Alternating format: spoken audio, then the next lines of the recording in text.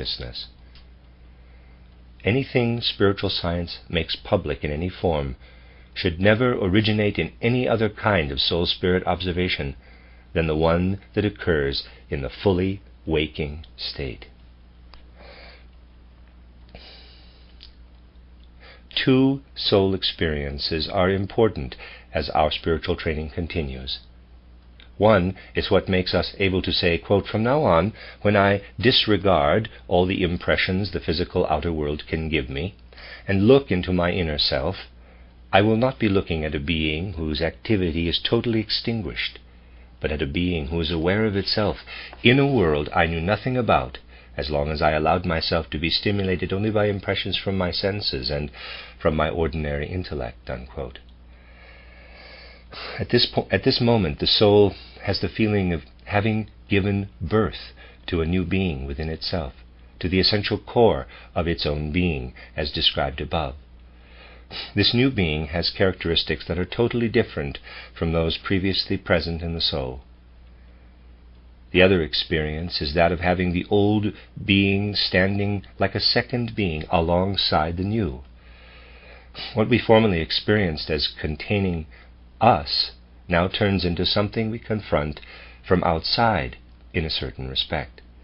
At times we experience ourselves outside of what we each otherwise regarded as our own essential being, as the individual I. It is as if we were now fully conscious of living in 2 I's. One of them we have known all along. The other stands above it like a newborn being. We feel how the first acquires a certain independence with regard to the second, somewhat similar to how the human body has a certain independence with regard to the first I.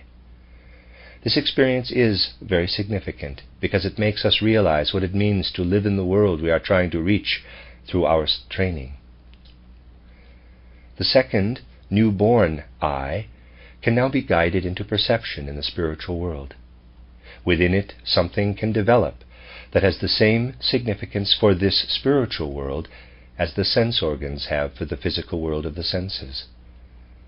Once this development has advanced to the necessary level, we will not only sense ourselves as newborn eyes, but will begin to perceive spiritual realities and spiritual beings in the surroundings, just as we perceive the physical world through our physical senses.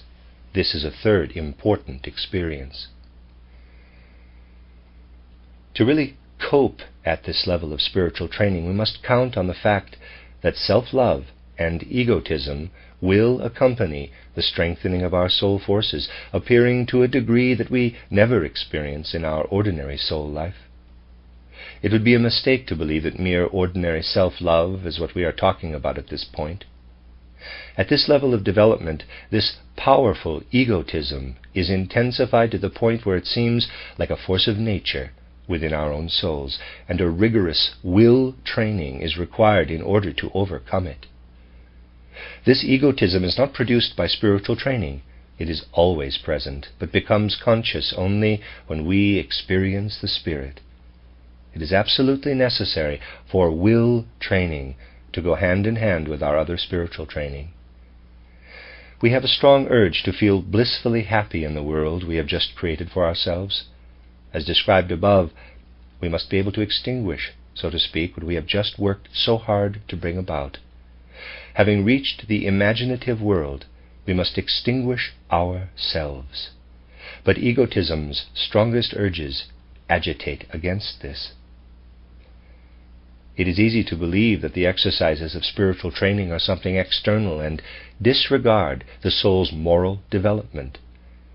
In response, it must be said that the moral strength that is needed to overcome egotism, as has been described, cannot be acquired without elevating the soul's moral state to the corresponding level.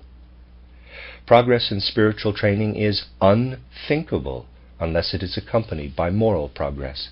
Without moral strength, it would be impossible to defeat egotism. All talk of genuine spiritual training, all talk of genuine spiritual trainings not being a moral training at the same time is inaccurate. Only those who have not experienced this personally can doubt our ability to know that we are dealing with realities in what we believe to be spiritual perceptions and not with mere self-deceptions, parenthesis, visions, hallucinations, and the like, parenthesis. The real fact of the matter, however, is that if we have reached this level through a genuine training, we will be able to distinguish mental images of our own creation from spiritual realities, in the same way that any individuals of sound common sense can distinguish their own mental images of a hot piece of iron from the actual existence of a piece they are touching. Healthy experience and nothing else reveals the difference. Even in the spiritual world, life itself is the touchstone. Just as we know in the sense-perceptible world that an imagined piece of iron will not burn our fingers, no matter how hot we imagine it to be, trained students of the Spirit know whether they are experiencing a spiritual fact only in their imagination, or whether real facts or beings are making an impression on their awakened spiritual organs of perception. The general rules we have to observe during spiritual training so as not to fall victim to deceptions in this regard will be described later on.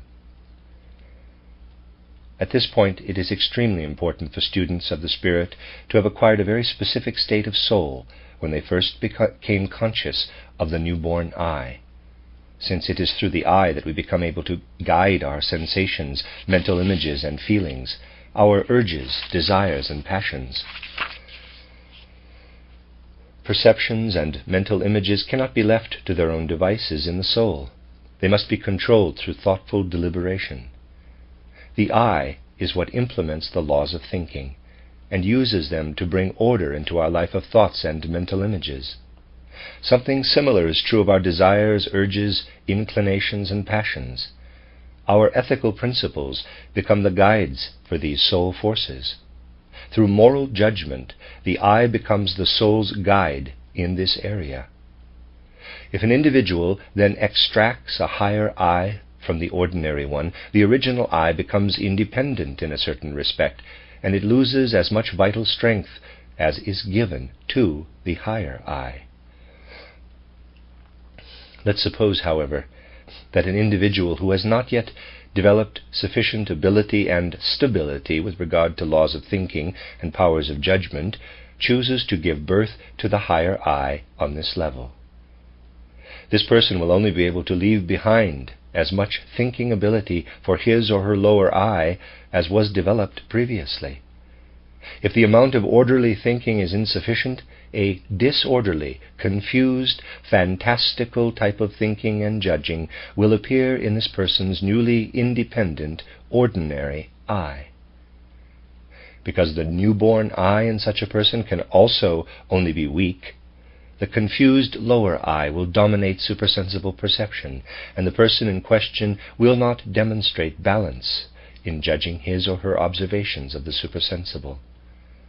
If this person had developed the faculty of logical thinking sufficiently, it would have been quite safe to allow the lower I to be independent.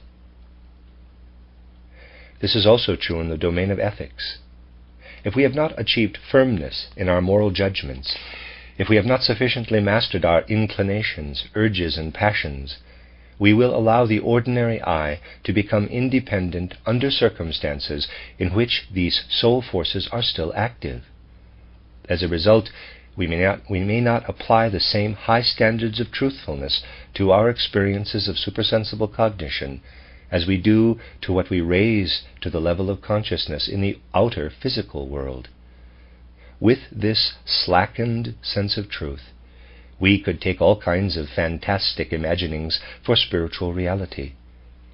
Firmness in ethical judgments, steadiness of character, and thoroughness of conscience must work into our sense for truth, having first been developed in the I that is left behind before the higher I becomes active for purposes of supersensible cognition.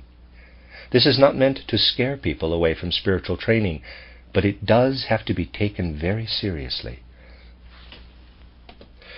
If we have the strength of will to do everything necessary to make the first I inwardly secure in carrying out its functions, we have no reason to be afraid of freeing the second I through spiritual training to pursue supersensible cognition. However, we must be aware of how powerful self-deception is when it comes to feeling mature enough to undertake something.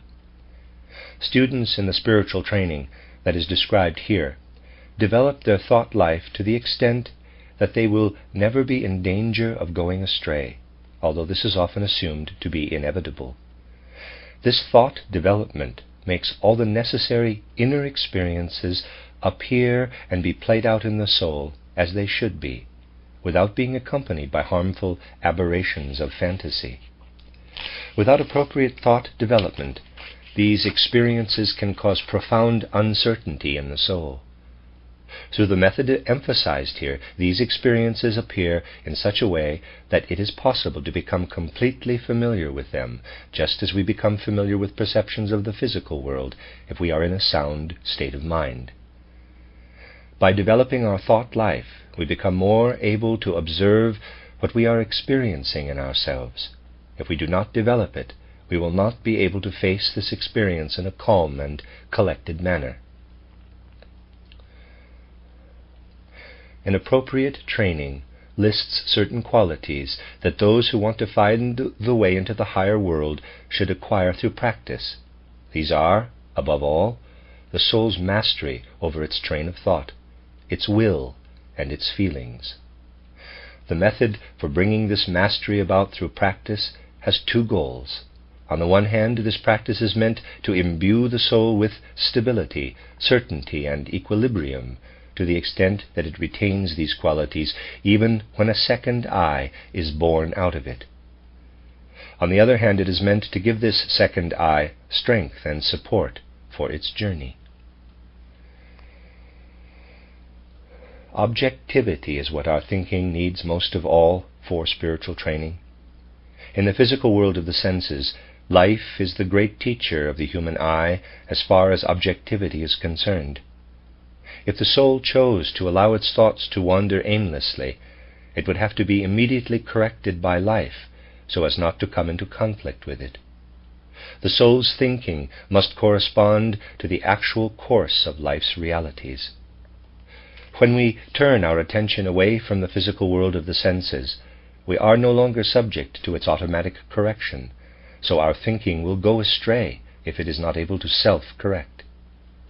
This is why students of the Spirit must train their thinking so that it can set its own direction and goals. Their thinking must teach itself inner stability and the ability to stick strictly to one subject.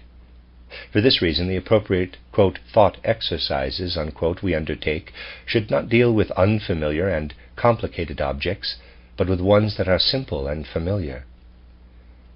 Over a matter of months, if we can overcome ourselves to the point of being able to focus our thoughts for at least 5 minutes a day on some ordinary object, parenthesis, for example, a pin, a pencil, or the like, parenthesis, and if during this time we exclude all thoughts unrelated to this object, we will have made a big step in the right direction. Parenthesis, we can consider a new object each day or stay with the same one for several days, parenthesis. Even those who consider themselves thinkers because of their scientific education should not scorn this means of preparing themselves for spiritual training. Because if we fix our thoughts on something very familiar for a certain period of time, we can be certain that we are thinking objectively. If we ask, what is a pencil made of? How are these materials prepared? How are they put together to make pencils? When were pencils invented? And so on. Our thoughts correspond to reality much more closely than they do if we think about the origin of human beings or the nature of life. Simple thought exercises are better for developing objective thinking about the Saturn, Sun, and Moon phases of evolution than any complicated scholarly ideas, because what we think about is not the point, at least initially. The point is to think objectively, using our own inner strength. Once we have taught ourselves objectivity by practicing on sense-perceptible physical processes that are easily surveyed, our thinking becomes accustomed to striving for objectivity, even when it does not feel constrained by the physical world of the senses and its laws. We break ourselves of the habit of allowing our thoughts to wander without regard for the facts.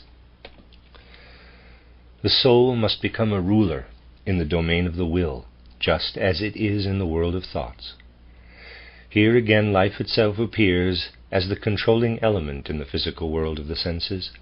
It makes us need certain things, and our will feels roused to satisfy these needs.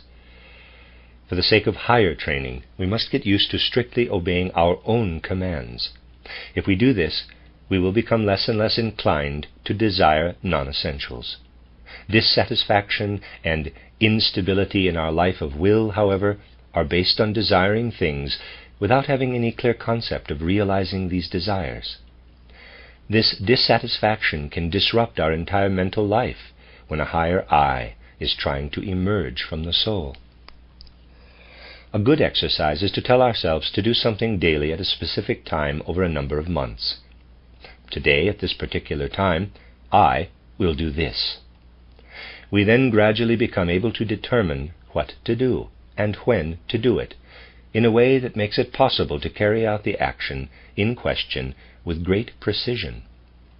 In this way we rise above damaging thoughts such as, quote, "I'd like this, but I want to do that," quote, unquote, with which disregard totally the feasibility of what we want. A very great man put these words into the mouth of a seer, quote, "I love whomever longs for the impossible," unquote, footnote, Goethe Faust, Part 2, Act 2, end footnote. This great man himself said, quote, "Living in ideas means treating the impossible as if it were possible," unquote, footnote, Goethe, Verses in Prose, end footnote. These statements, however, should not be used as objections to what has been presented here, because what Goethe and his seeress Manto ask can only be accomplished by those who have trained themselves in desiring what is possible, in order to then be able to apply their strong will to, quote, impossibilities, unquote, in a way that transforms them into possibilities. For the sake of spiritual training, the soul should also acquire a certain degree of composure with regard to the domain of feeling. For this to happen, the soul must master its expressions of joy and sorrow, pleasure and pain. There are many prejudices that become evident with regard to acquiring this particular quality. We might imagine that we would become dull and unreceptive to the world around us if we are not meant to empathize with rejoicing or pain. However, this is not the point. The soul should indeed rejoice when there is reason to rejoice, and it should feel pain when something sad happens. It is only meant to master its expressions of joy and sorrow, of pleasure and displeasure. With this as our goal, we will soon notice that rather than becoming dulled to pleasurable and painful events in our surroundings, the opposite is true. We are becoming more receptive to these things than we were previously. Admittedly, acquiring this character trait requires strict self-observation over a long period of time. We must make sure that we are able to empathize fully with joy and sorrow without losing ourselves and expressing our feelings involuntarily. What we are meant to suppress is not our justified pain, but involuntary weeping, not our abhorrence of a misdeed, but blind rage, not alertness to danger, but fruitless fear, and so on. Exercises like this are the only way for students of the spirit to acquire the mental tranquility that is needed to prevent the soul from leading a second unhealthy life, like a shadowy double, alongside the higher I, when this I is born, and especially when it begins to be active. Especially with regard to these things, it is important not to succumb to self-deception. It can easily seem to people that they already possess a certain equilibrium in ordinary life, and that they therefore do not need this exercise, but in fact it is doubly necessary for people like this. It's quite possible to be calm and composed in confronting things in ordinary life, and yet have our suppressed lack of equilibrium assert itself all the more when we ascend into a higher world. It is essential to realize that for purposes of spiritual training, what we seem to possess already is much less important than systematically practicing what we need to acquire. This sentence is quite correct, regardless of how contradictory it may seem. No matter what life may have taught us, What we teach ourselves is what serves the purposes of spiritual training. If life has taught us excitability, we need to break that habit. But if it has taught us complacency, we need to shake ourselves up through self-education, so that our soul's reactions correspond to the impressions they receive. People who cannot laugh at anything have as little control over their lives as people who are constantly provoked to uncontrollable laughter.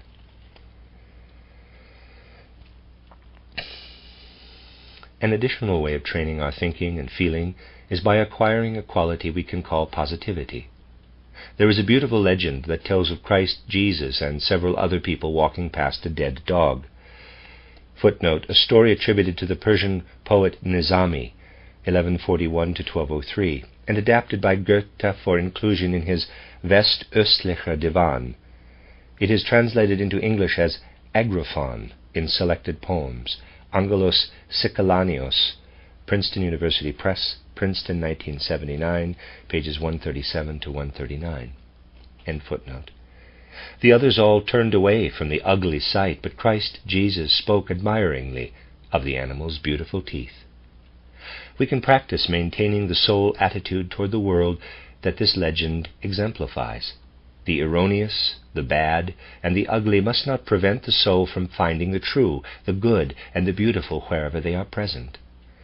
We must not confuse this positivity with being artificially uncritical or arbitrarily closing our eyes to things that are bad, false, or inferior. It is possible to admire a dead animal's beautiful teeth and still see the decaying corpse. The corpse does not prevent us from seeing the beautiful teeth. We cannot consider bad things good and false things true, but we can reach the point where the bad does not prevent us from seeing the good, and errors do not keep us from seeing the truth. Our thinking undergoes a certain maturing process in connection with the will, when we attempt never to allow anything we have experienced to deprive us of our unbiased receptivity to new experiences. For students of the Spirit, the thought, quote, "I've never heard of that, I don't believe it," unquote, should totally lose its meaning. During specific periods of time, we should be intent on using every opportunity to learn something new concerning everything and every being.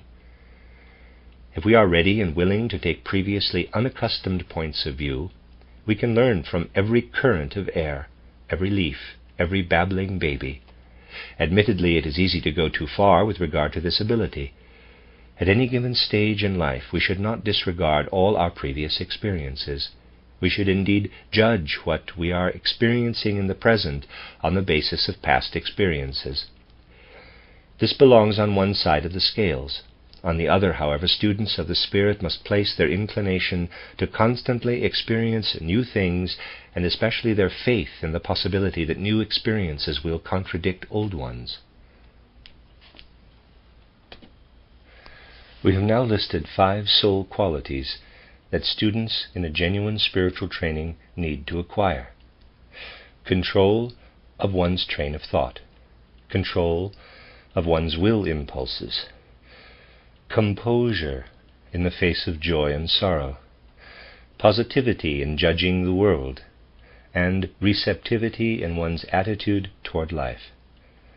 Having spent certain periods of time practicing these qualities consecutively, we will then need to bring them into harmony with each other in our souls. We will need to practice them in pairs, or in combinations of 3 and 1 at the same time, and so on, in order to bring about this harmony.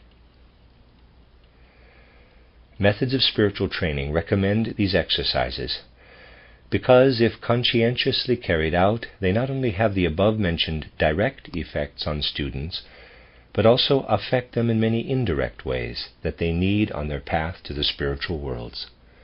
If we do these exercises enough, we will encounter many shortcomings and errors in our soul life, and will discover the necessary means of strengthening and safeguarding the activity of our intellect, our feelings, and our character. Depending on our abilities, temperament, and character, we will certainly need many other exercises, but these will follow quite naturally from ample practice of the ones described above. In fact, we will notice that these exercises indirectly and gradually supply things that did not initially seem inherent in them.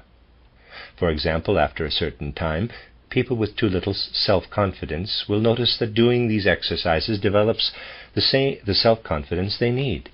The same is true of other soul qualities. Parenthesis, specific and more detailed exercises can be found in my book, How to Know Higher Worlds. Parenthesis. It is significant that students of the Spirit are able to advance to ever higher levels of the faculties indicated. They must develop their control of thoughts and feelings to the point where their souls have the power to establish times of complete inner tranquility. During these times, students must keep their hearts and minds free of everything outer daily life brings with it in the way of joy and sorrow, satisfactions and concerns, and even tasks and demands. The only things that are allowed to enter the soul in this state of meditation are what the soul itself chooses to admit. It is easy for a certain prejudice to become apparent with regard to this.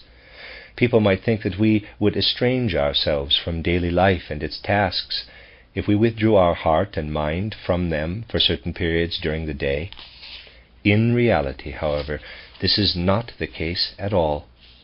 If we give ourselves up to periods of inner stillness and peace, this engenders many powerful forces that are applicable even to our duties in daily life.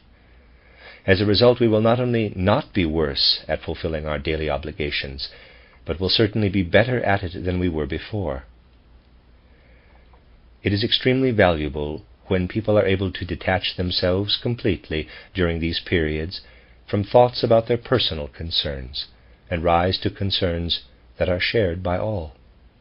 If they are able to fill their souls with communications from the higher spiritual worlds, and if this information is able to capture their interest to the same extent as their personal cares or concerns, this will prove especially fruitful for their souls.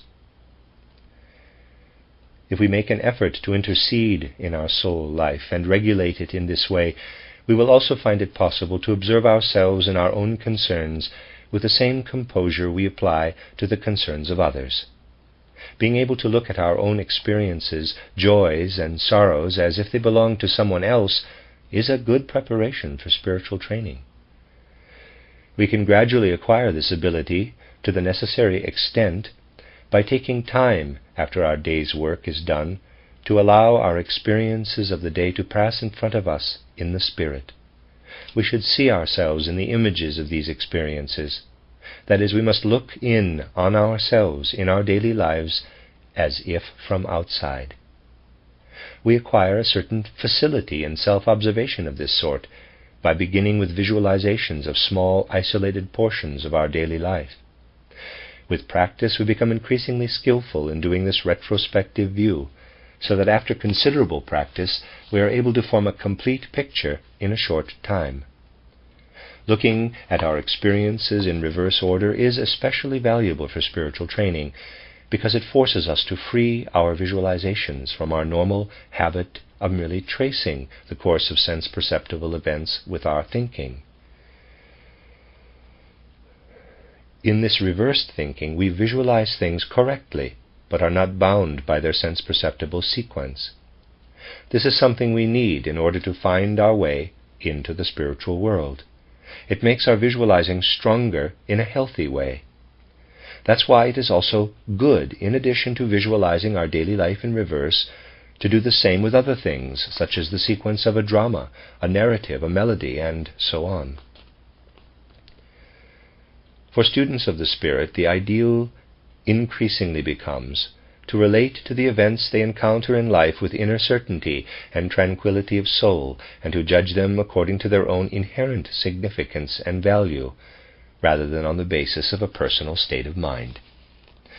With this ideal in view, students are able to create a foundation in their own souls for devoting effort to the above-mentioned meditation exercises on symbolic ideas or other thoughts and feelings.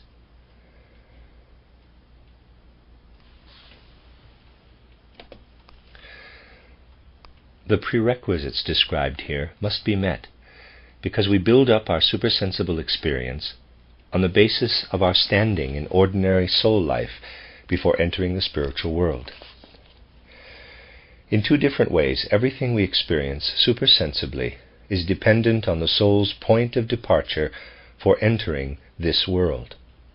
If we are not concerned from the very beginning with making a healthy faculty of judgment the basis of our spiritual training, we will develop supersensible faculties that perceive the spiritual world inexactly and incorrectly. Our spiritual organs of perception will not develop properly, so to speak.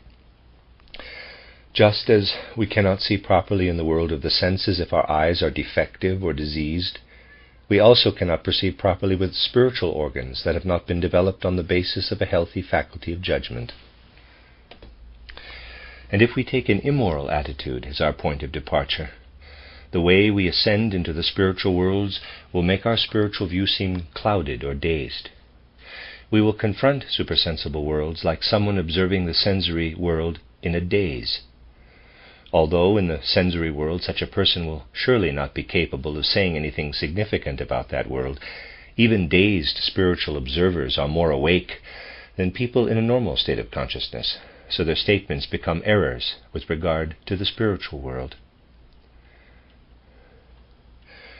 Inner soundness of the imaginative stage of cognition is achieved when the habit of what we might call, quote, sense-free thinking, unquote, supports the soul meditations described here.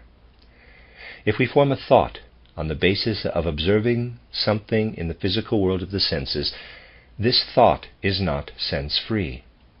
However, such thoughts are not the only ones human beings are capable of having. Our thinking does not necessarily have to become empty and without content simply because we do not allow it to be filled with sensory observations. The safest and most obvious way for students of the spirit to learn sense-free thinking is by studying the facts that spiritual science communicate about the higher world, and by taking possession of them with their own thinking. Although these facts cannot be observed by our physical senses, we will find that we are able to comprehend them if we have enough patience and persistence.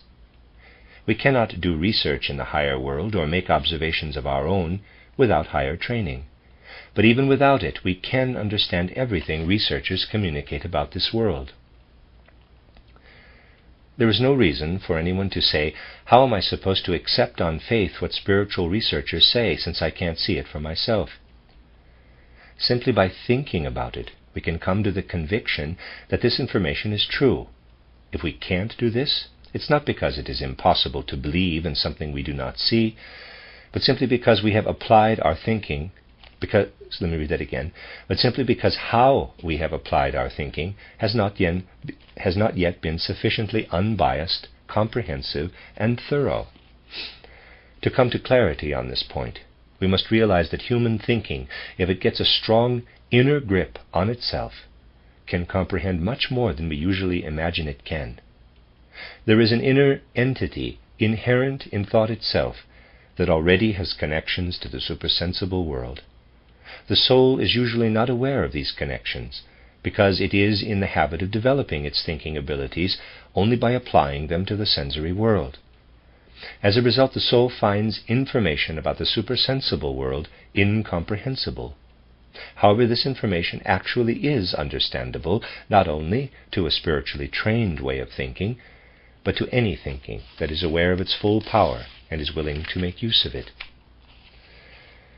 By constantly making the statements of spiritual research our own, we become accustomed to thinking in a way that does not draw on sensory observations. We learn to recognize how thoughts interweave within the soul, how one thought seeks out another, even when the connections between them are not brought about by the power of sensory observation. Here, the essential thing is that we become aware of the inner life of the thought world. We become aware that if we are truly thinking, we are already in the domain of a living, supersensible world. We realize that something within us is building up a thought organism, and that we ourselves are one with this something. When we give ourselves up to sense-free thinking, we experience that something being-like is flowing into our inner life. just as the characteristics of sense-perceptible things flow into us through our physical organs when we observe by means of our senses. Observers of the sense-perceptible world say to themselves, "There is a rose in the space out there, and it is not strange to me, because it makes itself known through its color and its smell." When sense-free thinking is at work in us, we only need to be sufficiently unbiased to have the corresponding thought.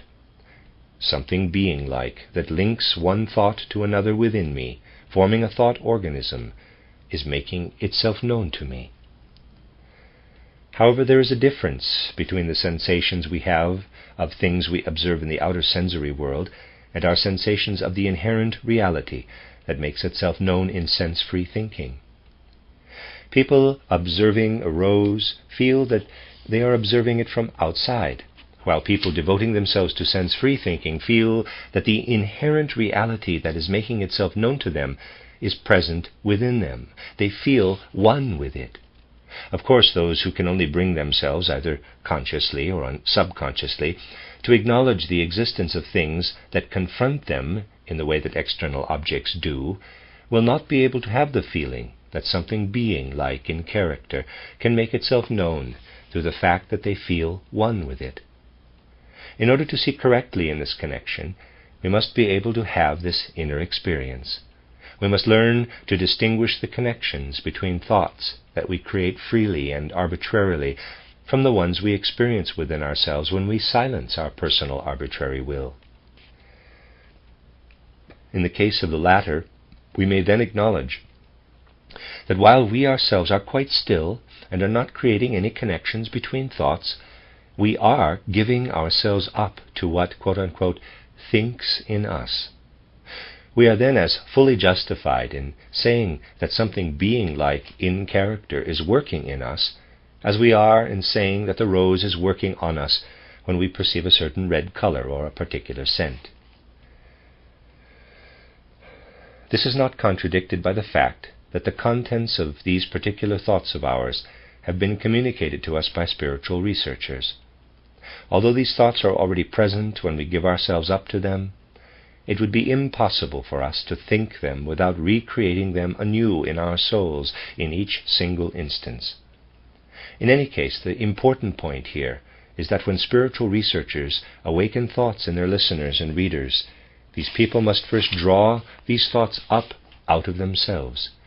In contrast, researchers who describe sense-perceptible realities point to things that their listeners and readers can observe in the world of the senses. Parenthesis. It's a long one, too. The path that leads us to sense-free thinking by means of information conveyed by spiritual science is absolutely reliable. However, there is another one that is even more reliable and, above all, more exact. It is presented in my books Goethe's Worldview and Intuitive Thinking as a Spiritual Path. A footnote, Goethe's Worldview is Mercury Press, Spring Valley, New York, 1985. Intuitive Thinking as a Spiritual Path, A Philosophy of Freedom, at the Pacific Press, Hudson, New York, 1995. End footnote. These books present the knowledge human thinking can gain when it does not devote itself to the impressions of the external physical world of the senses, but only to itself. What is then at work is not the thinking that indulges only in memories of sense-perceptible things. It is pure thinking, which acts like a living entity within the human being. Although these books include none of the information conveyed by spiritual science, they demonstrate that pure thinking working only within itself is capable of unlocking the secrets of the universe, life, and the human being. These works constitute an important intermediate level between knowing the world of the senses and knowing the spiritual world. They present what thinking can gain by rising above sensory observation while not yet becoming involved in spiritual research. If we allow these books to work on our entire souls, we are already in the spiritual world, but it makes itself known to us as the world of thoughts.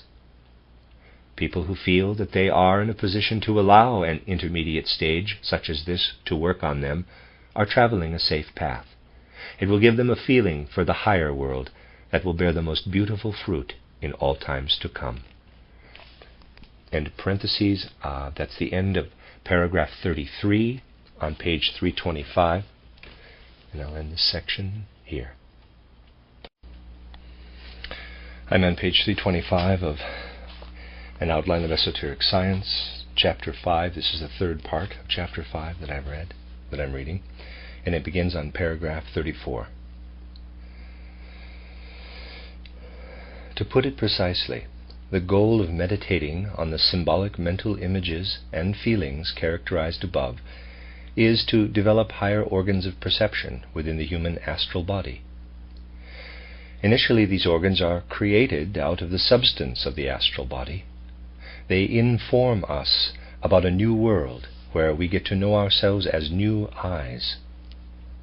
These new perceptual organs are already different from those of the physical world of the senses in that they are active organs. Eyes and ears passively allow light and sound to work on them, but our perceptual organs of spirit and soul can be said to be constantly active during perception and grasp objects and facts in full consciousness, so to speak. As a result, we experience soul-spiritual cognition as a process of uniting with the facts in question and, quote, dwelling in them, unquote. Metaphorically speaking, these developing individual organs of soul and spirit can be called, quote-unquote, lotus flowers, because this corresponds to the imaginative picture supersensible consciousness has to make of them. Parenthesis, of course, we must realize that this term has nothing more to do with the actual thing in question than the term chamber does when we speak of the chambers of the heart, parenthesis. Through very specific types of meditation, we work on the astral body in such a way that one or the other soul-spiritual organ or lotus flower takes shape. After everything that has been described in this book, it should be superfluous to mention that we must not imagine such an organ as something whose reality is reflected by our sensory mental image of it. These organs are supersensible and consist of soul activity that is shaped in a particular way. They exist only inasmuch and as long as this soul activity is being exercised. There is nothing sense perceptible about these organs, just as no vapor is present around a human being who is thinking. We fall into misunderstandings if we insist on imagining the supersensible as sense perceptible in any way. Although this remark is quite superfluous, it is inserted here because we repeatedly encounter people who are convinced of the existence of the supersensible, but try to imagine it only as something sense perceptible. We also repeatedly encounter opponents of supersensible cognition, who believe that spiritual researchers are speaking of lotus flowers as if they were talking about delicate sense perceptible formations. Any genuine meditation that is done with regard to imaginative cognition has an effect on one or the other of these organs. Parenthesis, details on methods of meditation and exercises that influence specific organs may be found in my book, How to Know Higher Worlds. Parenthesis. In any genuine training, the student's individual exercises are set up and arranged in a sequence so that the organs can develop accordingly, either in conjunction with one another or one after the other. This training requires a great deal of patience and persistence on the student's part. The usual amount of patience people acquire as a result of their situation in life is not sufficient, because it often takes a long, long time before these organs have developed enough to be used for perception in the higher world. When this finally happens, it can be called enlightenment, in contrast to the period of preparation or purification that consists of exercises to develop the organs. Parenthesis, the word purification is used here because these exercises purify a certain part of the student's inner life, eliminating everything that comes exclusively from the world of sensory observation. Parenthesis. It's certainly possible for people who have not yet experienced actual enlightenment to receive repeated flashes of light from a higher world. Even such flashes allow them to bear witness to spiritual worlds and should be accepted with gratitude. But students should not waver if these flashes do not appear during the preparation period, which may seem unduly long. People who are still capable of becoming impatient because they don't see anything yet have not yet acquired the right relationship to the higher world, a relationship understood only by those who are capable of seeing the training exercises as almost an end in themselves. In actual fact, these exercises are working on our soul spiritual nature, that is, on the astral body. Even if we cannot see, we can feel that we are doing soul spiritual work. The only possible reason for not being able to feel this is having a preconceived idea of what we are actually trying to see. In that case, we will think nothing of something that is actually immensely significant. However, we must be subtly attentive to all of our experiences while practicing, because they are so very different from all of our experiences in the world of the senses. We will then notice that we are not simply making impressions on the astral body as if it were some indifferent substance. There is a whole world in there that is different from the life our senses tell us about. Higher beings work on the astral body in the same way the outer physical world of the senses works on the physical body. We quote-unquote bump into the higher life in our own astral body if we do not close ourselves off to it. But if we repeatedly say to ourselves, quote, "I don't perceive anything," unquote, it's usually because we have preconceived ideas of how this perception is supposed to look. Because we are not seeing what we have convinced ourselves we ought to see, we say that we don't see anything. However, once we have the right attitude about doing these training exercises, we will increasingly find something in them that we can love for its own sake. We will realize that the very act of practicing places us in the midst of a world of spirit and soul, and we will wait patiently and humbly for what may follow. This attitude can best become conscious in us in these words: I will do all the exercises that are suitable for me, knowing that at the right time as much will come to me as is important for me to have. I do not demand this impatiently, but I am constantly preparing to receive it. It is not legitimate to object that students of the Spirit have to grope around in the dark indefinitely because success alone can show them that they are on the right path. It's not true that this is the only way to know that we are doing the right exercises. If we take the right approach to our exercises, the satisfaction we gain will make it clear that we are doing the right thing. We do not have to wait for success to have this certainty. Appropriate practice in the field of spiritual training goes hand in hand with a satisfaction that is more than just satisfaction. It is also knowledge. The knowledge of being able to see that what we are doing is leading us in the right direction. We can have this knowledge at any time if we pay attention to the subtleties of what we are experiencing. If we do not, this experience escapes us, and we pass it by like hikers, lost in thought, who fail to see the trees on either side of the trail, although they would be able to see them if they simply paid attention to them. Success invariably does come if we continue to practice, and it is not at all desirable to force results to appear more quickly. If we did, the result might be only a small part of what actually should have appeared. With regard to spiritual development, partial success is often the reason for a great delay in achieving complete success. Moving among the forms of spiritual life that constitute partial success dulls us to the influences of forces that can lead to higher levels of development. We only appear to have gained something by having, quote-unquote, seen into the spiritual world, because seeing it in this way gives us deceptive images instead of truth. As the soul spiritual organs, or lotus flowers, take shape, they appear to supersensible consciousness to be located close to certain organs in the physical body of the person undergoing training. Of these soul organs, we may mention the following: the so-called two-petaled lotus flower that we feel as if between the eyebrows, the 16-petaled lotus flower in the area of the larynx, the 12-petaled lotus flower in the area of the heart, and a fourth that is located near the solar plexus. Other such organs appear in the vicinity of other parts of the physical body. Parenthesis, the names two-petaled or 16-petaled can be used because the organs in question can be compared to flowers with a corresponding number of petals. Parenthesis. We become conscious of the lotus flowers through the astral body.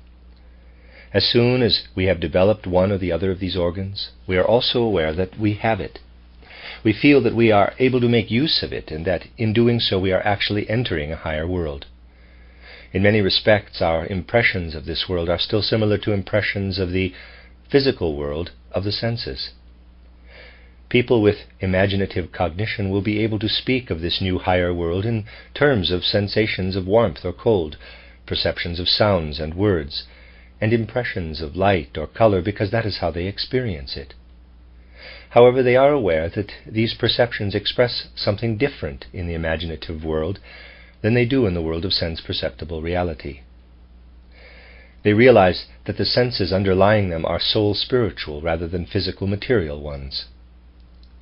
If they receive something like an impression of warmth, they do not attribute it to a piece of hot iron, for example, but think of it as emanating from a soul process similar to the ones they had, until now, been familiar with only in their own soul life. They know that soul-spiritual things and processes stand behind these imaginative perceptions, just as material, physical beings and realities stand behind physical perceptions. Alongside the similarity between the imaginative and physical worlds, however, there is also a significant difference. One thing that is present in the physical world appears quite differently in the imaginative world. In the physical world, we can observe things constantly coming into existence and disappearing again. There is a constant alternation between birth and death. In the imaginative world, this phenomenon is replaced by the constant transformation of one thing into another. For example, in the physical world, we see a plant die and decompose.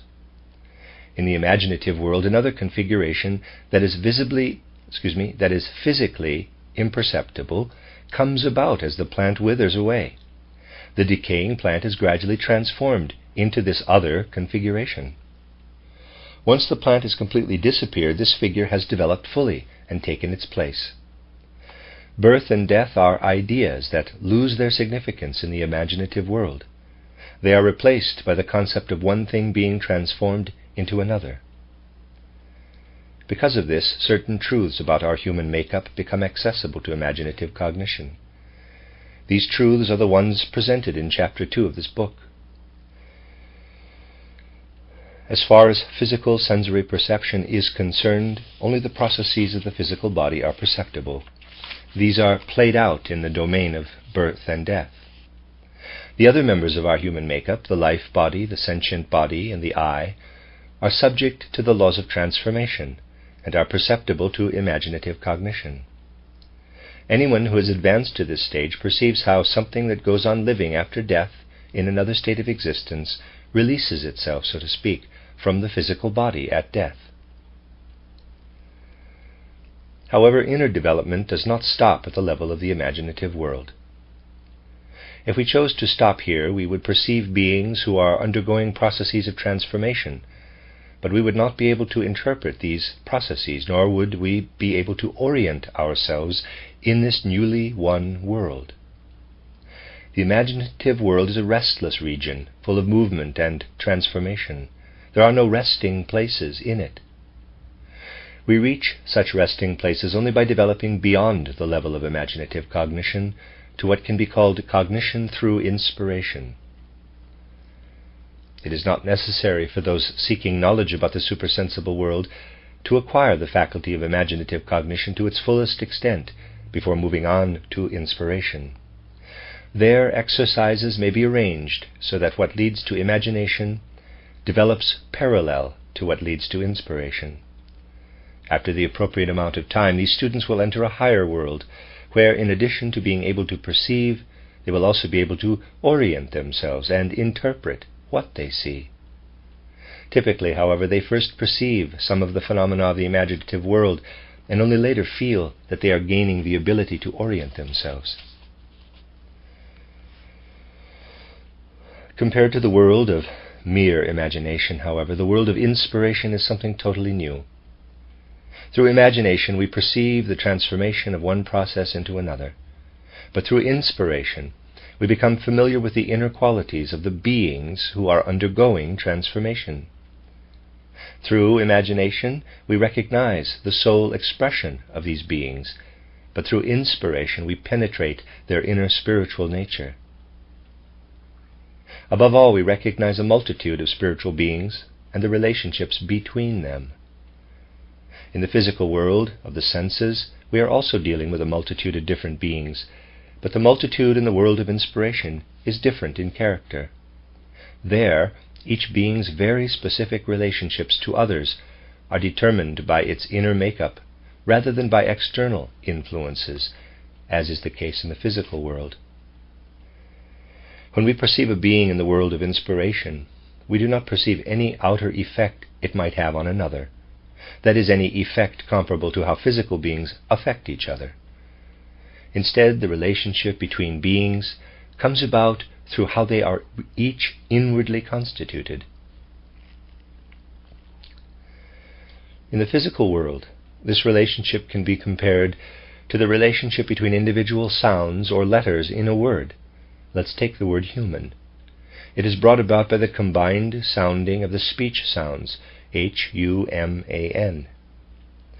Although there is no impetus or other external influence connecting the H to the U, the two sounds work together within the totality because of how they are inwardly constituted. For this reason, observing the world of inspiration can only be compared to reading, and beings in this world are like letters of the alphabet in how they affect observers. We must become familiar with these letters and decipher their interrelationships like supersensible writing. This is why spiritual science also calls cognition through inspiration, quote, reading the hidden script, unquote. How this hidden script is read, and how what has been read can be communicated, will now be made clear using previous chapters of this book as examples. The first thing described was how the makeup of the human being consists of different components. Next, it was shown how the cosmic body on which human beings evolve has passed through various conditions during the Saturn, Sun, Moon, and Earth phases of evolution.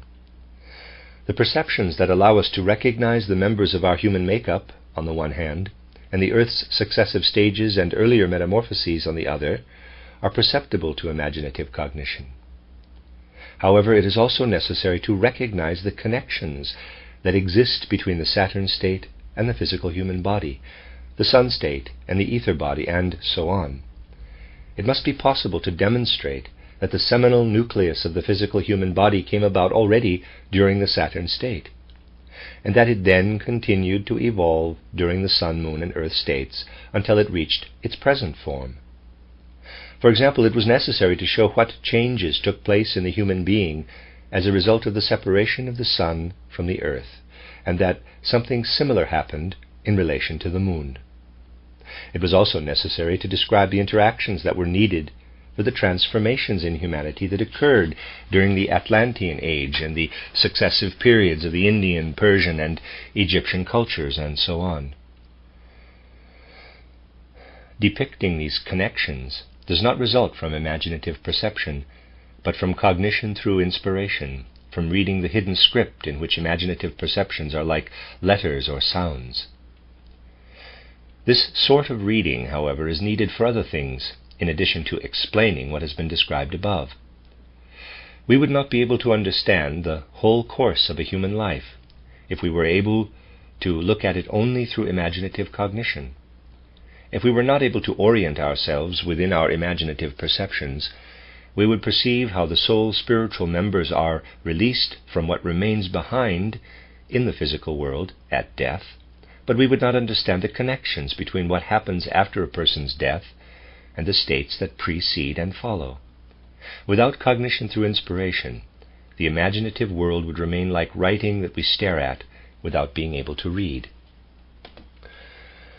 When we advance from imagination to inspiration as students of the Spirit, it becomes evident very quickly how wrong it would be to renounce understanding the great phenomena of the cosmos and to attempt to restrict ourselves only to facts that touch upon immediate human interests, so to speak. Those who are not initiated into these things might well say, quote, "It seems to me that the only important thing is to find out what the fate of the human soul is after death. If someone tells me about that, that's enough. Why does spiritual science tell me about distant things like the Saturn and Sun states and the separation of the Sun and the Moon from the Earth? Unquote. However, if we have been introduced to these things in the right way, we realize that we can never really know what we want to know if we do not also know about these other things that seem so unnecessary. Any description of the human condition after death will remain completely incomprehensible and worthless if we cannot link it to concepts derived from those distant things. Even the simplest supersensible observation makes it necessary to know about such things. For example, when a plant passes from the flowering stage to the fruiting stage, supersensible observers see a transformation taking place in an astral entity that covers and surrounds the flowering plant like a cloud coming from above. If fertilization did not take place, this astral entity would metamorphose into a form quite different from the one it assumes as a result of fertilization. We can understand this whole process as supersensible observation perceives it if we have learned to understand its nature from the great cosmic process undergone by the earth and all its inhabitants at the time when the sun separated from the earth. Before fertilization, the plant's situation is like that of the whole earth prior to the sun's detachment. After fertilization, the plant's flower resembles the earth when the moon forces were still active in it after the sun had detached itself. If we have personally acquired the ideas that can be gained from studying the sun's detachment, we will then objectively perceive the meaning of the process of fertilization in the plant. We will say that the plant is in a sun state before fertilization and in a moon state afterward. Even the very smallest processes in the world can only be understood if we see them as copies of great cosmic processes. Otherwise their nature remains just as incomprehensible as Raphael's Madonna would be to someone who saw only a little speck of blue because the rest of the picture was covered up. Everything that is now happening in the human being is a copy of all the great cosmic processes that have to do with our existence. If we want to understand what supersensible consciousness observes about phenomena taking place between birth and death, and those taking place between death and a new birth, we will be able to do so if we have acquired the ability to decipher imaginative observations by means of concepts acquired from the study of macrocosmic processes. This study provides us with a key for understanding human life. This is why, in the sense of spiritual science, we are also observing the human being when we observe the Saturn, Sun, and Moon states. Through inspiration, we acquire the ability to recognize the relationships between beings in the higher world. The next higher stage of cognition makes it possible to recognize the actual inner nature of these beings. This level of cognition can be called intuitive cognition. Parenthesis, the word intuition is misused in everyday life to mean an indefinite, uncertain insight into something, although it may coincide at times with the truth. We cannot prove that this sudden insight is justifiable. What is meant here, of course, has nothing to do with an intuition, in quotes, of that sort. Here the term intuition is used to designate a cognitive process of the highest degree of light-filled clarity. If we have it, we are fully conscious of its justification. Parenthesis. To have knowledge of a sense-perceptible being means to stand outside it and assess it according to external impressions. To have knowledge of a spiritual being through intuition means having become completely at one with it, having united with its inner nature. Students of the Spirit rise to this level of knowledge step by step. Imagination brings us to the point where we no longer feel that perceptions are external qualities of beings. Instead, we recognize in them the emanations of something that is soul spiritual in character. Inspiration leads us still further into the inner nature of beings and teaches us to understand what these beings are for each other. In intuition, we penetrate into the beings themselves. Here, too, we can use the accounts in this book to demonstrate the significance of intuition. The preceding chapter not only told how development proceeded to the Saturn, Sun, and Moon phases of evolution and so on, it also informed us that beings were involved in this development in a great variety of ways.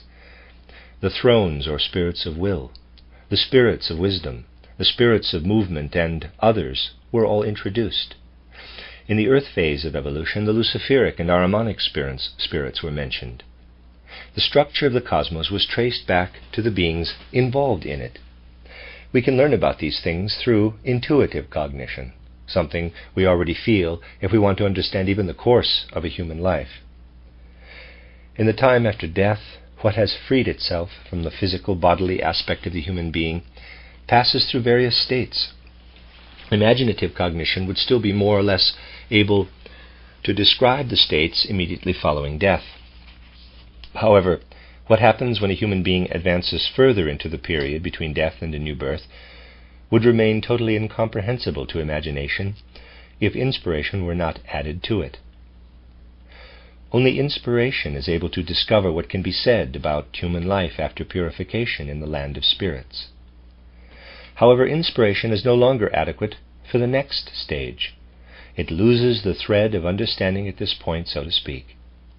There is a period in human development between death and a new birth when the human being is accessible only to intuition.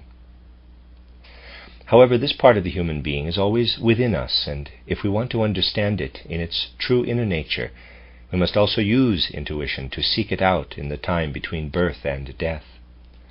If we attempted to understand the human being exclusively by means of imagination and inspiration, the processes that belong to this innermost being and play from one incarnation into the next would elude us. Therefore, only intuitive cognition makes it possible for us to objectively investigate repeated earthly lives and karma. All the truths that can be communicated about these processes must result from research that makes use of intuitive cognition.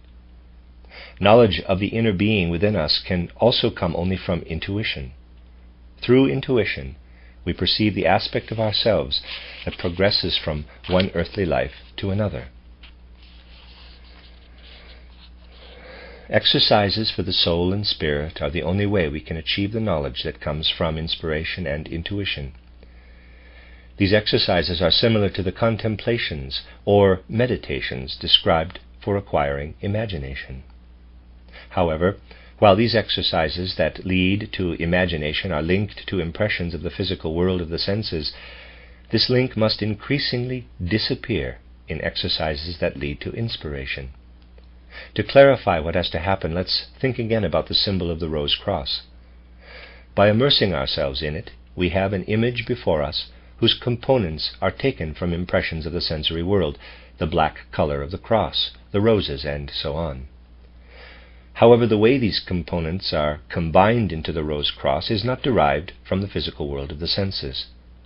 If we attempt to eliminate the black cross and red roses from our consciousness as images of sensory realities, and retain in our souls only the spiritual activity that combined them, then we have a means of meditation that will gradually lead to inspiration.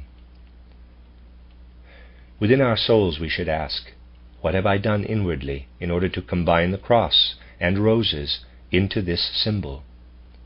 I want to hold fast to what I have done, to the personal soul process I have undergone, but to allow the image itself to disappear from my consciousness.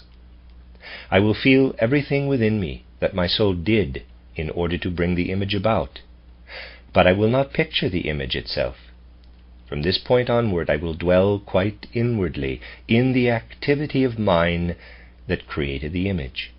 Instead of meditating on an image, I will become absorbed in my own image-creating soul activity. Such absorption, if carried out repeatedly with regard to many symbols, will lead to cognition through inspiration. Here is another example. We meditate on the mental image of a plant that first grows and then decays. We allow an image to come about in our souls of a gradually developing plant as it emerges from the seed, as one leaf after another unfolds, as flowers and fruit develop. Then we picture how the plant begins to wilt. We follow this process to the point of complete dissolution. As we meditate on this image, we gradually arrive at a feeling of becoming and decaying, for which the plant is only an image. When we persevere at this exercise, this feeling develops into an imagination of the process of transformation that underlies physical becoming and decay. However, if we want to achieve the corresponding inspiration, we must do the exercise differently.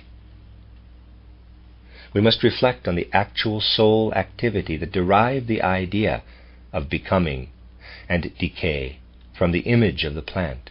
We must allow the plant to disappear completely from our consciousness and meditate only on our own inner activity.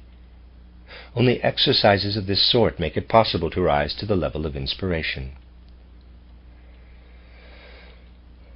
Initially, it will not be easy to get a thorough grasp of how to approach such an exercise, because if we are in the habit of allowing our inner life to be determined by outer impressions, we immediately become uncertain and start to vacillate when we have to develop another soul life that has cast off all its connections to these outer impressions.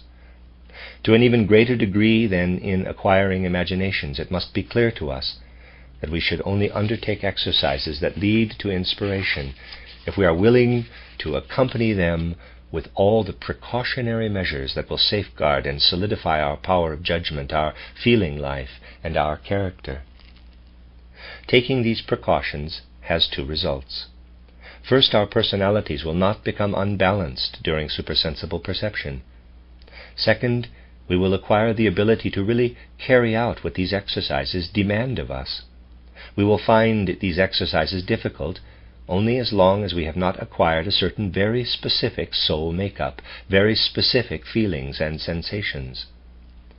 If we patiently and persistently cultivate inner faculties in our souls that favor the growth of supersensible cognition, we will soon acquire not only an understanding of these exercises, but also the ability to actually do them.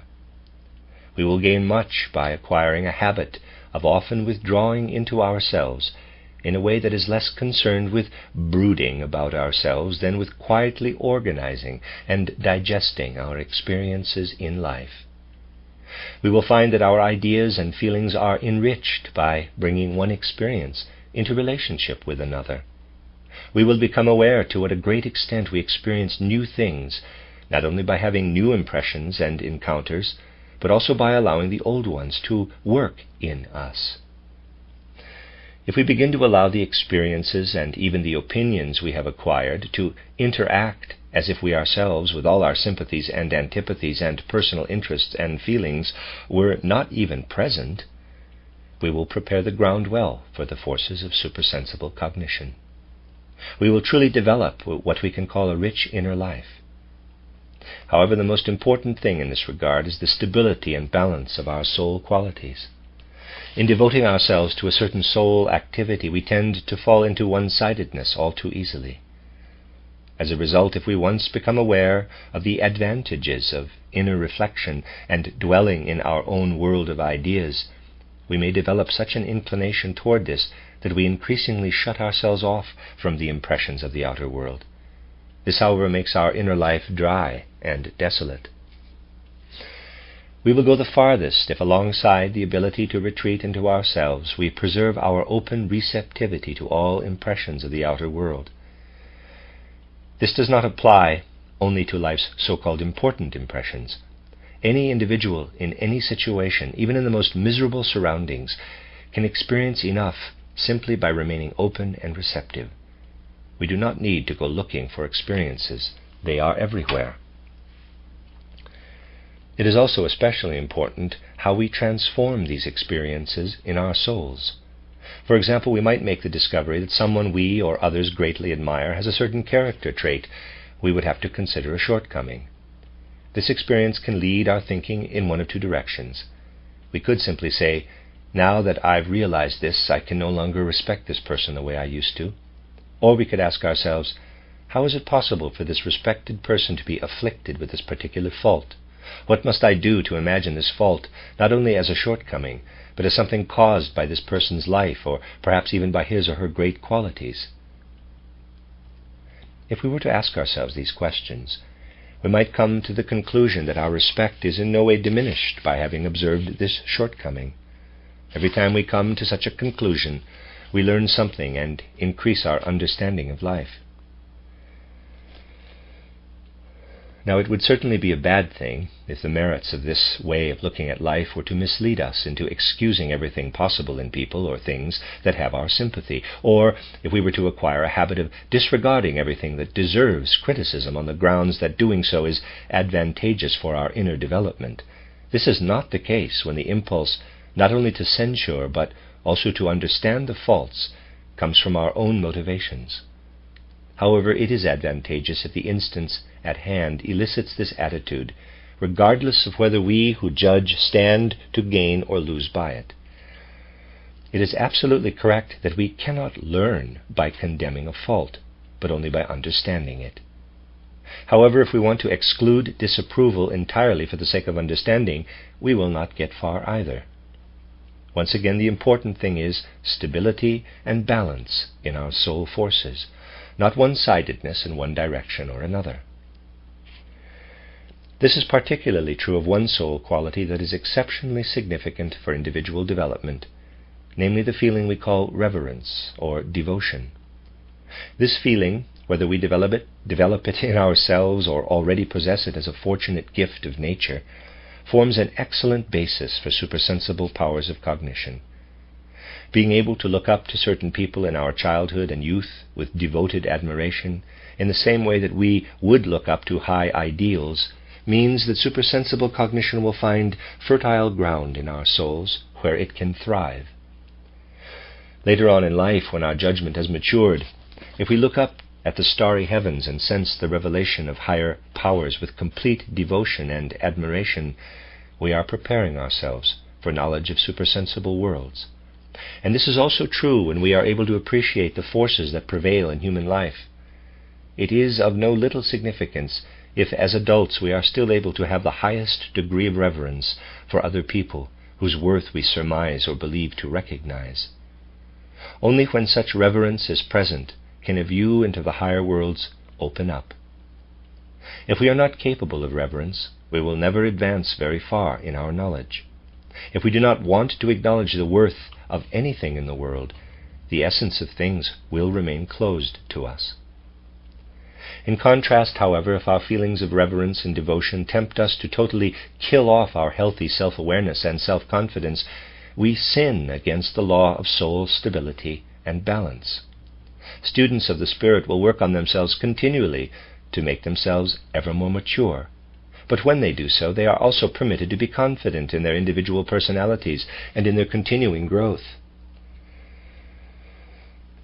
If we achieve the right feelings along these lines, we will say to ourselves, "There are latent forces within me, and I am capable of bringing them up out of my inner being. Therefore, wherever I see something I must honor because it is superior to me, not only must I honor it, but I may also trust myself to develop everything within me that will make me similar to it."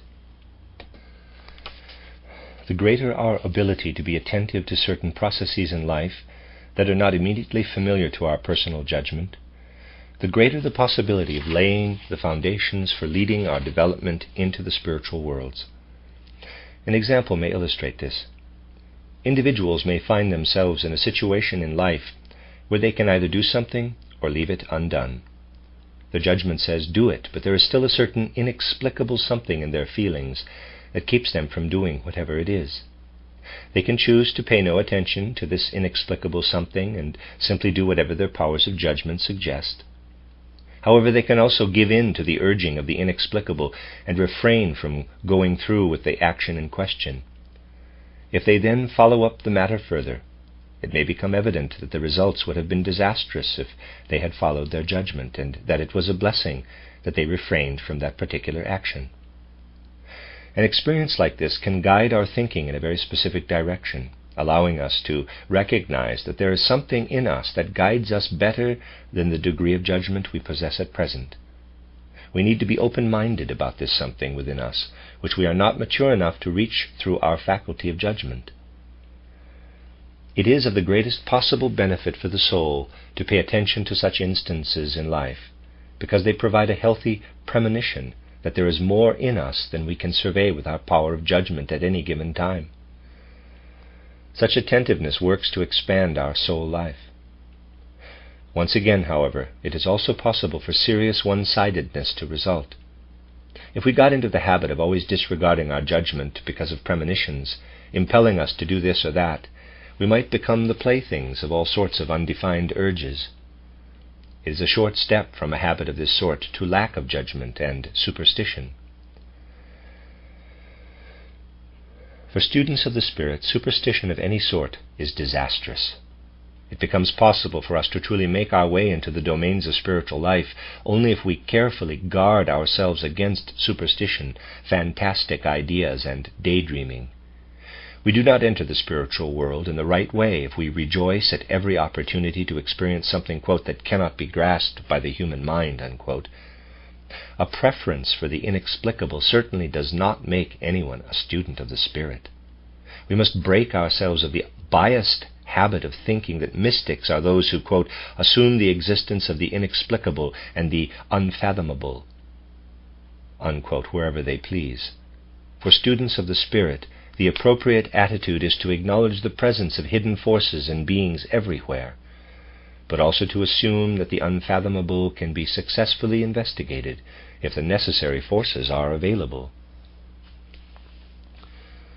A certain soul disposition is important to students of the Spirit at every level of development, and it consists not in expressing their desire for knowledge in a one-sided way, constantly asking how one question or another may be answered, but by asking how they can develop certain faculties. Once these faculties have developed through patient inner work, the answers to these questions appear by themselves. Students of the Spirit will always cultivate this soul disposition in themselves. This leads them to constantly work on themselves, to make themselves ever more mature, and to relinquish the desire to force answers to certain questions. They will wait until such answers come to them. Once again, if we become one-sided in this respect, we will not make much progress. At certain times, students of the Spirit can also have the feeling that they themselves are able to answer the most exalted questions with the forces currently at their disposal. Here, too, steadiness and balance in our soul disposition play an important role. It is helpful to cultivate and develop many more soul qualities if we are attempting to achieve inspiration through doing such exercises. Each of these qualities could be described individually, but in each case it would have to be emphasized that steadiness and balance are the all-important soul qualities. They prepare us to understand and to be able to carry out the exercises that have been described as necessary for achieving inspiration. The exercises for achieving intuition require students of the Spirit to extinguish from consciousness not only the images to which they devoted themselves in attaining imagination, but also the life of their own soul activity, which they contemplated in acquiring inspiration. Literally, nothing must remain in their souls from any previously known outer or inner experiences. However, if there were nothing in their consciousness after discarding these experiences, that is, if their consciousness disappeared and they sank into unconsciousness, they would realize that they had not yet matured enough to be able to undertake exercises to develop intuition, and they would have to continue the exercises for imagination and inspiration. Eventually, however, there comes a time when our consciousness is not empty when the soul casts off its inner and outer experiences, but something remains as an effect. It then becomes possible for us to give ourselves up to this effect, just as we previously gave ourselves up to something that owed its existence to outer or inner impressions. This residual effect is nevertheless very specific in character. In comparison to all our previous experiences, it is something really new. When we experience it, we know that this is something we are not familiar with before. We were not familiar with before. It is a perception, just as actual sound is a perception when our ears hear it. This new perception, however, is something that can only enter our consciousness through intuition, just as sound can only enter our consciousness through our ears. Intuition strips our impressions of their last sensory, physical remnants, and the spiritual world begins to be apparent to our cognition in a form that no longer has anything in common with the characteristics of the physical world of the senses. That is the end of paragraph 46 on page 349. I will be finishing chapter 5 in the next section that I read. This is the end of the third section of chapter 5 in the reading. This is a reading of an outline of esoteric science. It is the fourth part of chapter 5. I am beginning on page 349 with paragraph 47. Imaginative cognition is achieved when the lotus flowers develop out of the astral body. Through the exercises we undertake in order to reach inspiration and intuition, specific movements, configurations, and currents that were not there before appear in our ether body or life body. These are the organs that allow us to acquire the ability to read the hidden script and what lies beyond it. The changes in the ether body of a person who has achieved inspiration and intuition present themselves to supersensible cognition as follows. A new center in the ether body, located approximately in the area of the physical heart, becomes conscious and develops into an etheric organ. A great variety of movements and currents run from it to the various parts of the human body. The most important of these currents go to the lotus flowers, permeating them and their individual petals, and then pour out like rays into external space. The more highly developed the person in question, the larger the surrounding area where these currents are perceptible. In a genuine training, however, this center in the area of the heart does not develop immediately. First, the way is prepared for it. A temporary center appears in the head, which then slips down to the vicinity of the larynx, and then moves into the area of the physical heart. In an abnormal development, the organ in question might form immediately in the vicinity of the heart. In this case, instead of achieving supersensible perception calmly and objectively, the person in question would be in danger of becoming a visionary and a fanatic. As students of the Spirit develop further, they learn how to take the currents and differentiations that have developed in the ether body, make them independent of the physical body, and use them independently. In this process, the lotus flowers are used as tools for moving the ether body.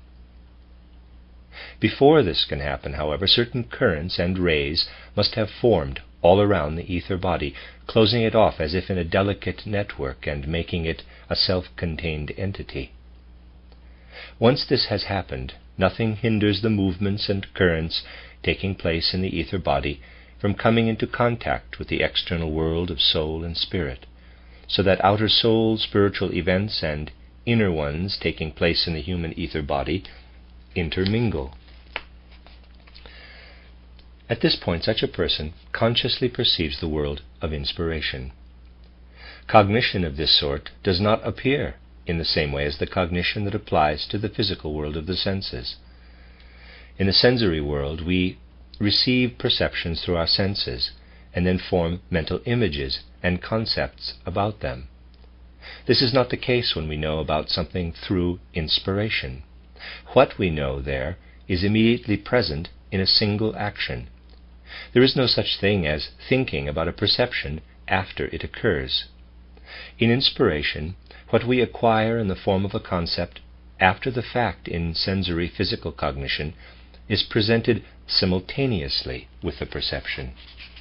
This is why we should flow into and merge with the surrounding world of soul and spirit and be unable to distinguish ourselves from it if we had not developed the network in the ether body that has just been described. When we do the exercises that lead to intuition, they do not only affect the ether body, but also work into the supersensible forces of the physical body. We must not imagine, however, that the effects within the physical body are accessible to our ordinary sense perception. They can only be assessed by means of supersensible cognition and have nothing to do with external cognition. They are a result of consciousness maturing to the point where it is able to have intuitive experiences even after having excluded all previous outer and inner experiences. Intuitive experiences, however, are tender subtle, and delicate. At its present stage of evolution, the physical human body is coarse in comparison to them and presents a major obstacle to the success of intuition exercises. But if these exercises are carried out with energy, persistence, and the necessary inner tranquility, they eventually overcome the mighty obstacles presented by the physical body. Students of the spirit notice that this has happened when they gain control over certain expressions of the physical body that formerly occurred completely unconsciously. They may notice it also because they feel the need to regulate their breathing, for example, for short periods of time, so that it harmonizes with what their souls are doing in these exercises or other meditations. In inner development, the ideal is not to perform any exercises, including breathing exercises of this sort, by means of the physical body itself. Instead, everything that needs to happen with regard to the physical body should come about only as a consequence of pure intuition exercises. At a certain level, in their ascent along the path to worlds of higher cognition, students of the spirit notice that the forces of their personalities are being held together differently than they are in the physical world of the senses. In the physical world, the I makes the soul forces of thinking, feeling, and willing work together in a unified way. Under the ordinary circumstances of our lives, these three soul forces always relate to each other in specific ways. For example, we see something in the outer world, and our souls like it or dislike it. That is, the mental image of the thing is necessarily followed by a feeling of liking or disliking. We may desire the thing in question or have an impulse to change it in one way or another. This means that our will and our ability to desire something are associated with an idea and a feeling. This happens because the I unites visualizing, thinking, feeling, and willing, thus bringing order into the forces of the personality. This healthy order would be disrupted if the I were to prove powerless in this respect, if our desires wanted to take a different direction from our feeling or thinking, for example. Thinking that a certain thing is right, while wanting to do something that we do not think is right, or wanting what we dislike instead of what we like, would not indicate a healthy state of mind. On the path toward higher cognition, however, we actually notice that thinking, feeling, and willing separate and acquire a certain independence from each other. For example, that certain thoughts no longer seem to automatically impel us toward a specific way of feeling and willing. At this point, although in thinking we can perceive something correctly, we again require an independent impulse coming from ourselves in order to come to any feeling or willed decision about it. During supersensible observation, thinking, feeling, and willing do not remain three forces radiating from their common center in the I of the person in question. They become independent beings, three separate personalities, so to speak. The individual I must become that much stronger, because rather than simply having to impose order on three forces, it must now guide and direct three beings. This separation, however, should persist only as long as supersensible observation continues. Here again it becomes apparent how important it is for exercises leading to higher training to be accompanied by ones that provide stability and firmness for our capacity for judgment and our life of feeling and will. If we do not bring these qualities with us into the higher world, we will soon see that the I proves too weak to act as an appropriate guide for thinking, feeling, and willing. In this case, the soul is torn apart in different directions by three personalities, so to speak, and its inner unity comes to an end. But if a student's development proceeds in the right way, the transformation of these forces signifies true progress, and the I retains its mastery over the independent beings that now make up the soul. In the further course of personal development, this evolution continues. Thinking, having become independent, stimulates the appearance of a fourth specific soul-spiritual being that can be described as a direct influx of thought-like currents into the human being. The entire cosmos then appears as a thought structure that confronts us just as the world of plants or animals confronts us in the physical domain of the senses. Similarly, our newly independent feeling and willing stimulate two forces in the soul that also act like independent beings within it. Still a seventh force and being appears, which is similar to our own I. This whole experience is linked to another one. Before entering the supersensible world, we know our thinking, feeling, and willing only as inner soul experiences. As soon as we enter this world, we perceive things that express the element of soul and spirit rather than the physical sensory element. There are now beings of soul and spirit standing behind the perceived qualities of this new world and presenting themselves to us as an outer world, in the same way that stones, plants, and animals present themselves to our senses in the physical domain.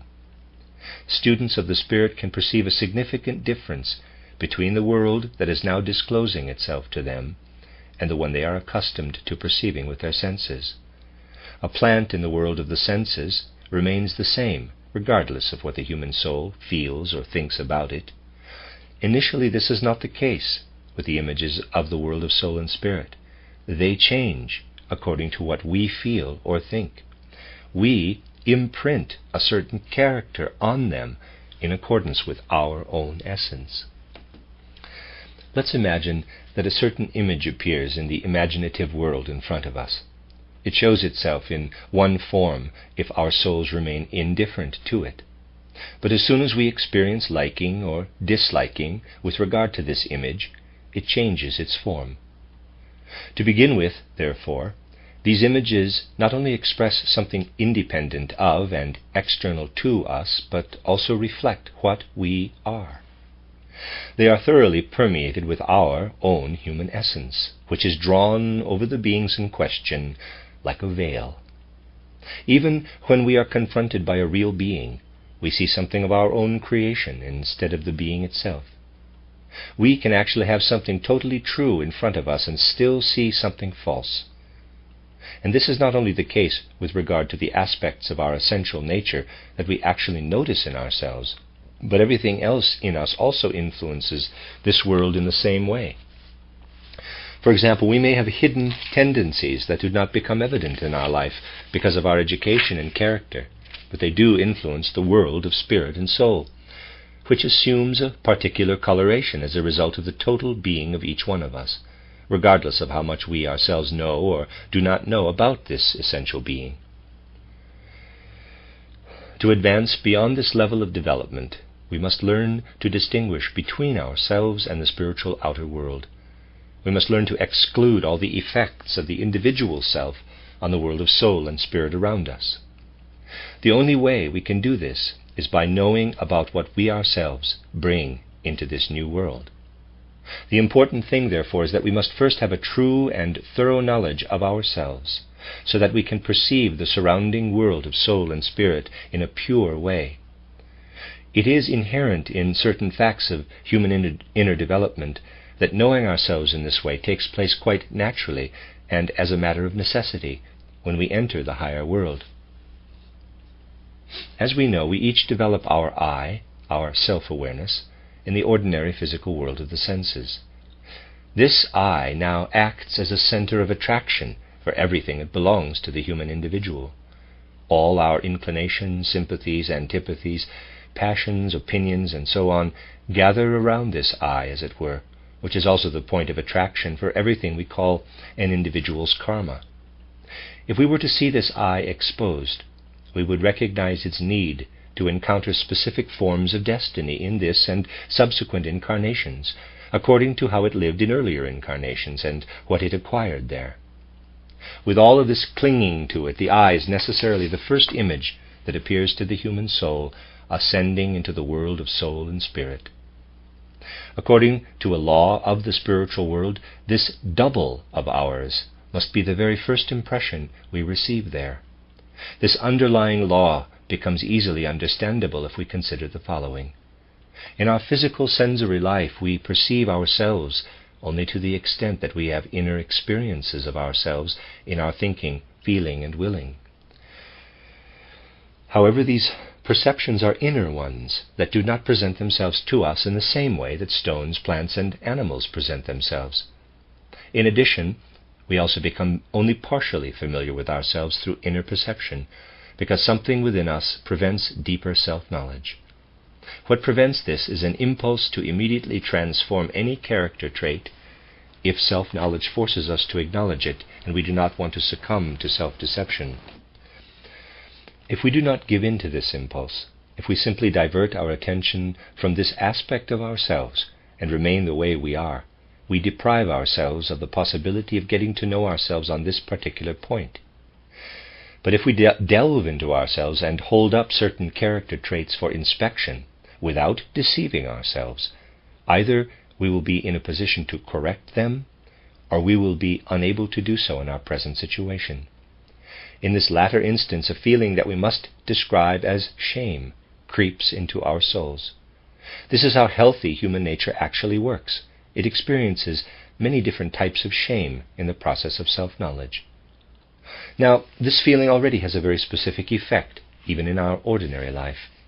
People with sound thinking will make sure that the aspects of themselves that give them this feeling have no outer effects, that they are not played out in outer actions.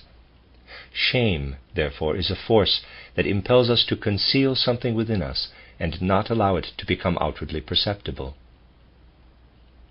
If we give this due consideration, we will understand why spiritual research ascribes much more wide-ranging effects to an inner soul experience that is very closely related to the feeling of shame. This research reveals a type of hidden shame in the hidden depths of the soul, a shame that we do not become conscious of in our physical sensory life. However, this hidden feeling works in a way that is similar to how the ordinary feeling of shame works in everyday life. It prevents a person's innermost being from appearing to that person as a perceptible image. If this feeling were not there, we would confront a perception of what we are in truth. We would not only have inner experiences of our ideas, feelings, and will, we would also perceive them just as we perceive stones, animals, and plants. This feeling conceals us from ourselves, and at the same time it conceals the entire world of soul and spirit, because the fact that our own inner being is concealed from us means that we are also unable to perceive the means of developing tools for recognizing the world of soul and spirit. We are unable to transform our own being to receive the organs of spiritual perception. However, if we work toward acquiring these organs through genuine training, the first impression that appears to us is an impression of what we ourselves are. We each perceive our own double. This self-perception cannot be separated from perceiving the rest of the world of soul and spirit. In ordinary life, in the physical sensory world, the effect of the feeling described above is that it constantly closes the door of the soul-spiritual world in our faces. If we want to take even a single step toward entering this world, this subconscious feeling of shame immediately appears and conceals the part of the world of soul and spirit that wants to become evident. The exercises that were described earlier, however, open this world to us. And in fact, this concealed feeling acts like a great benefactor of human beings, because any powers of judgment, feeling, life, or character we acquire without spiritual scientific training do not make us capable of standing up to the perception of our own nature in its true form without further preparation. Perceiving this would deprive us of all of our self-esteem, self-confidence, and self-awareness. We need to take precautionary measures in cultivating our sound judgment, feeling life, and character, in addition to doing the exercises for higher knowledge in order to ensure that this does not happen. Through proper training, we learn as if unintentionally enough spiritual science and the necessary means of self-knowledge and self-observation to have sufficient strength to encounter our double. For students of the Spirit, it is then like seeing what they have already learned in the physical world in another form, as a picture of the imaginative world. If we have already acquired a rational grasp of the law of karma in the physical world, we will not be unduly shaken by seeing the seeds of our destiny imprinted on the image of our double. If we have used our powers of judgment to become familiar with the evolution of the cosmos and of humankind, and if we know that at a certain point in this evolution the forces of Lucifer invaded the human soul, it will not be difficult for us to bear it when we become aware that Luciferic beings and all their influences are contained in this image of our own essential nature. We see from this how necessary it is that we not demand to enter the spiritual world ourselves before we have understood certain truths about this world through the ordinary powers of judgment that we develop in the physical world of the senses. Before wanting to actually enter the supersensible worlds, students of the Spirit should make their own the information in this book that precedes the discussion of knowing higher worlds. In the course of a legitimate self-development process, they should do this on the basis of their ordinary powers of judgment.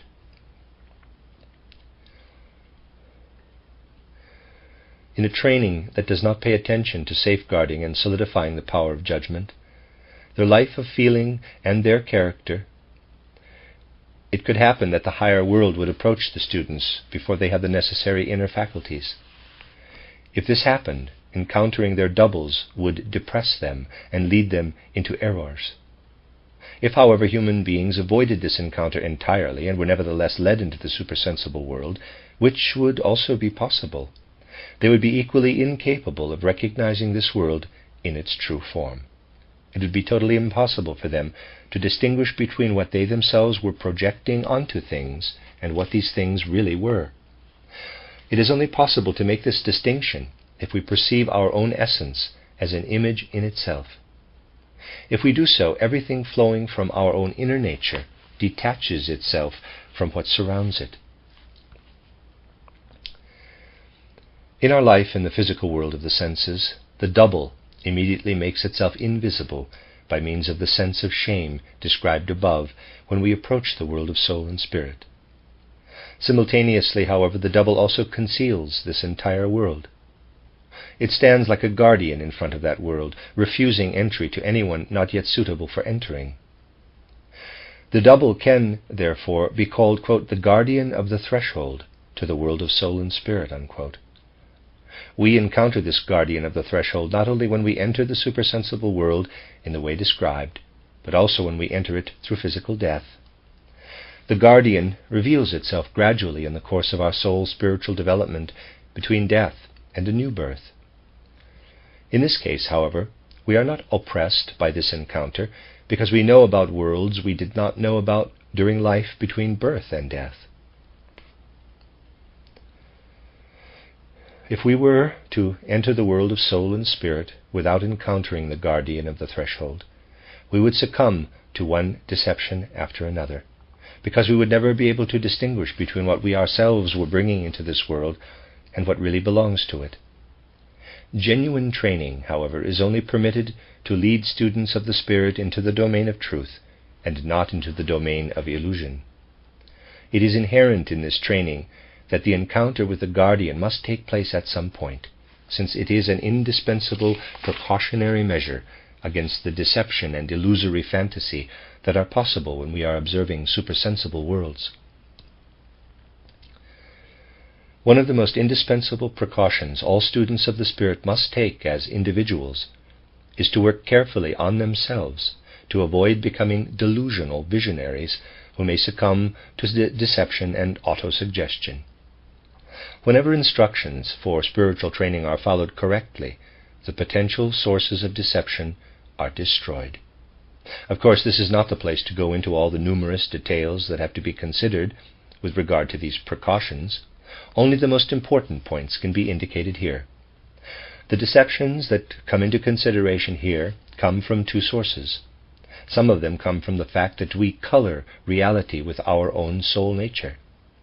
In ordinary life in the physical world of the senses, this source of deception poses relatively little danger, because there the outer world always forces itself upon our observations in its actual form, regardless of how we might attempt to color it with our desires and interests. But as soon as we enter the imaginative world, the images we perceive change because of these desires and interests of ours.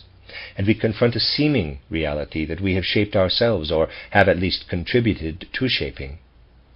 Through encountering the guardian of the threshold, students of the Spirit become familiar with everything that is within them that they might carry into the world of soul and spirit. This eliminates the first source of deception. The preparation that students undergo before entering the world of soul and spirit accustoms them to disregarding themselves, even when observing the physical world of the senses, allowing only the essence of things and events to speak to them. If we have prepared thoroughly enough, we can wait calmly to encounter the guardian of the threshold. This encounter will be the ultimate test of whether we are really also in a position to exclude our own being when we face the world of soul and spirit. In addition to this, still another source of deceptions appears when we misinterpret an impression we receive. A simple example of this type of deception in our physical sensory life is what happens when we sit in a train and think that the trees are moving in the opposite direction, while we ourselves are actually moving with the train. Although in many cases such deceptions in the physical world of the senses are more difficult to correct than this simple one, it is easy to see that in this world we find the means to do away with such deceptions if our sound judgment takes everything into account that can contribute to an appropriate explanation. The situation is different, of course, as soon as we make our way into supersensible domains. In the world of the senses, facts do not change when human beings are deceived, so it is possible for unbiased observation to use the facts to correct the deception. In the supersensible world, however, the matter is not that simple.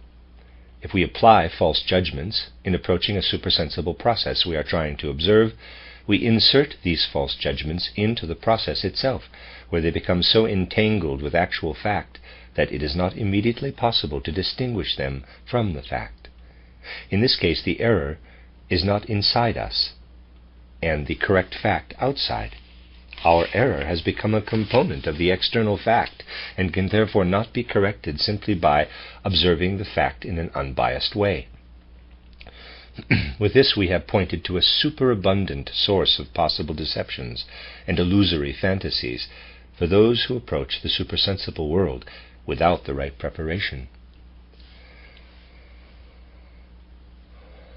Just as students of the Spirit acquire the ability to exclude deceptions that come about because of how their own nature colors supersensible phenomena, they must also acquire the gift of inactivating this second source of deception.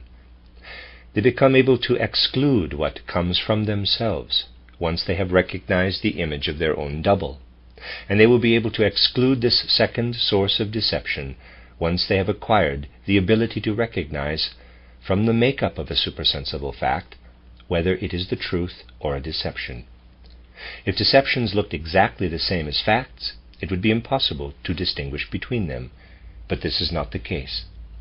In the supersensible worlds, deceptions have inherent qualities that distinguish them from realities. It is essential for students of the Spirit to know which qualities distinguish the realities. It seems self-evident that someone unacquainted with spiritual training might ask, how is there any possibility of protecting ourselves against deception, since there are so many sources of it? And are students of the Spirit ever certain that all their so-called higher knowledge is not based only on deception and autosuggestion? Anyone who talks like this is not taking into account the fact that the very way a true spiritual training takes place blocks deceptions at the source. In the first place, through their preparation, true students of the Spirit will have acquired enough knowledge about the causes of deception and autosuggestion to be able to protect themselves.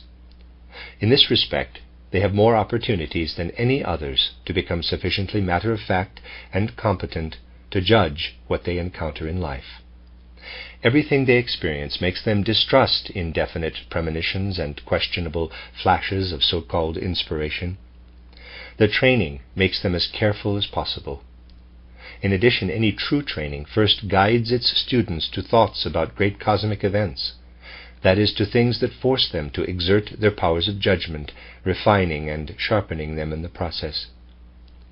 The only way we could miss out on this sharpening of our healthy powers of judgment, which give us certainty in distinguishing between deception and reality, would be by refusing to enter such distant realms and insisting on restricting ourselves to quote-unquote revelations closer at hand. However, all of this is not the most important thing. What is most important is inherent in the very exercises that are used in genuine spiritual training. They have to be arranged in such a way that the student's consciousness has a complete and exact overview of what is going on in the soul during meditation. First of all, a symbol is developed to bring about imagination. There are still images taken from outer perceptions in this symbol. We are not solely responsible for its content. And since we do not create it ourselves, it is possible for us to delude ourselves about how it comes about. We may misinterpret its origin. However, students of the Spirit remove this content from their consciousness when they move up to the exercises for inspiration, where they contemplate only their own soul's activity that shaped the symbol. Here, too, error is possible. We have acquired the character of our soul activity through our upbringing, education, and so on. We cannot know everything about the origin of this activity. However, students of the Spirit also remove this activity of theirs from their consciousness. So if something still remains, there is no remnant of anything that cannot be surveyed. Anything that can possibly mingle with this can be assessed with regard to its entire content. In their intuition, students of the Spirit thus possess something that shows them the makeup of anything that is a totally clear reality in the world of soul and spirit. If they then apply the signs they have recognized as being characteristic of soul spiritual reality to everything that presents itself to their observation, they will be able to distinguish semblances from realities. And they can be certain that applying this law will protect them from deception in the supersensible world, just as certainly as they will not mistake an imagined piece of hot iron for a real one that actually burns them in the physical world of the senses. It goes without saying that we will only apply these criteria to knowledge we regard as our own experience in the supersensible worlds, and not to what we receive as communications from others, and understand with our physical intellect and our healthy feeling for the truth. Spiritual science will attempt to draw a precise boundary between what they have acquired in these two different ways. They will willingly receive information about the higher worlds and attempt to understand it with their powers of judgment, but when they categorize something as personal experience or direct observation, they will have tested whether it presents the very same characteristics that infallible intuition has taught them to perceive. Once students of the Spirit have the encounter with the guardian of the threshold behind them, they face further experiences as they ascend into supersensible worlds. First of all, they notice a certain inner relationship between this guardian and the seventh soul force that was described above as forming itself into an independent entity. In a certain respect, this seventh being is none other than the double, the actual guardian of the threshold. It poses a specific task to students of the Spirit. They must use their newborn selves to guide what they are in their ordinary selves, which appear to them in images. This results in a sort of struggle against the double, who will constantly try to gain the upper hand.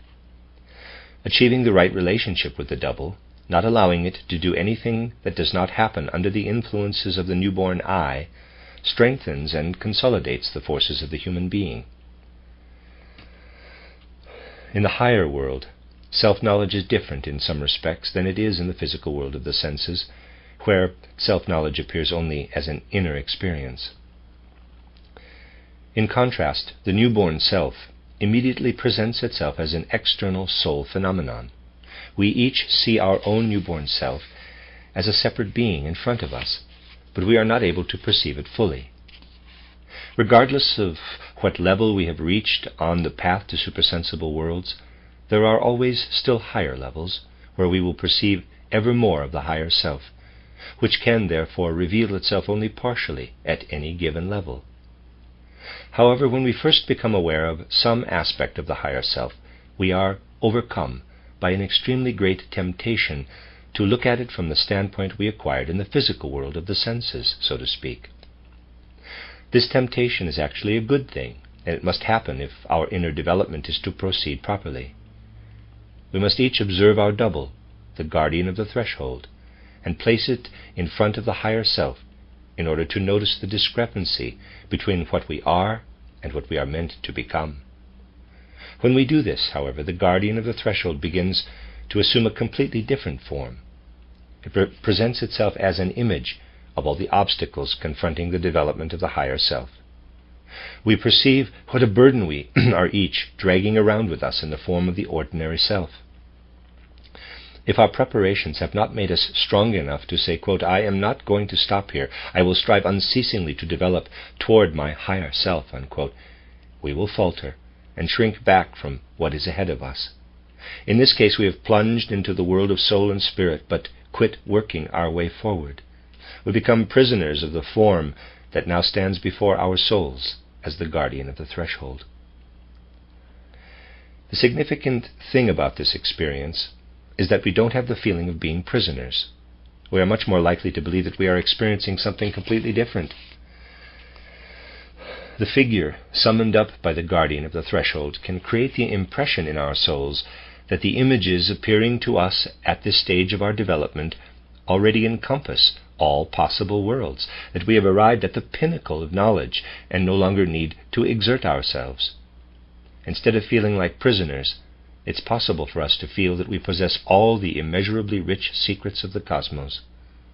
We will not be surprised by this experience, which is the exact opposite of the true state of affairs, if we consider that we are already in the world of soul and spirit when we have this experience, and that one of the world's idiosyncrasies is that experiences can appear in reverse. This fact was already pointed out earlier in this book when life after death was described. The figure that we perceive at this stage of our development shows us something different from what first appeared to us as the guardian of the threshold. In the double, as we first perceived it, we saw all the character traits that the ordinary self possesses as a result of the influence of Luciferic forces. However, in the course of human evolution, another power has also been able to move into the human soul because of Lucifer's influence. This is what was described as the power of Ahriman in earlier chapters of this book. It is the power that prevents us from perceiving the soul-spiritual beings of the outer world lying behind the surface of sense-perceptible things. What the human soul has become under the influence of this power is shown in image form in the figure that appears during the experience that has just been described. If we approach this experience with the right preparation, we will interpret it correctly, and then another figure will soon appear. In contrast to the lesser guardian described earlier, we can call this figure the greater guardian of the threshold. The greater guardian tells us that we must not remain at this stage, but must continue to work energetically.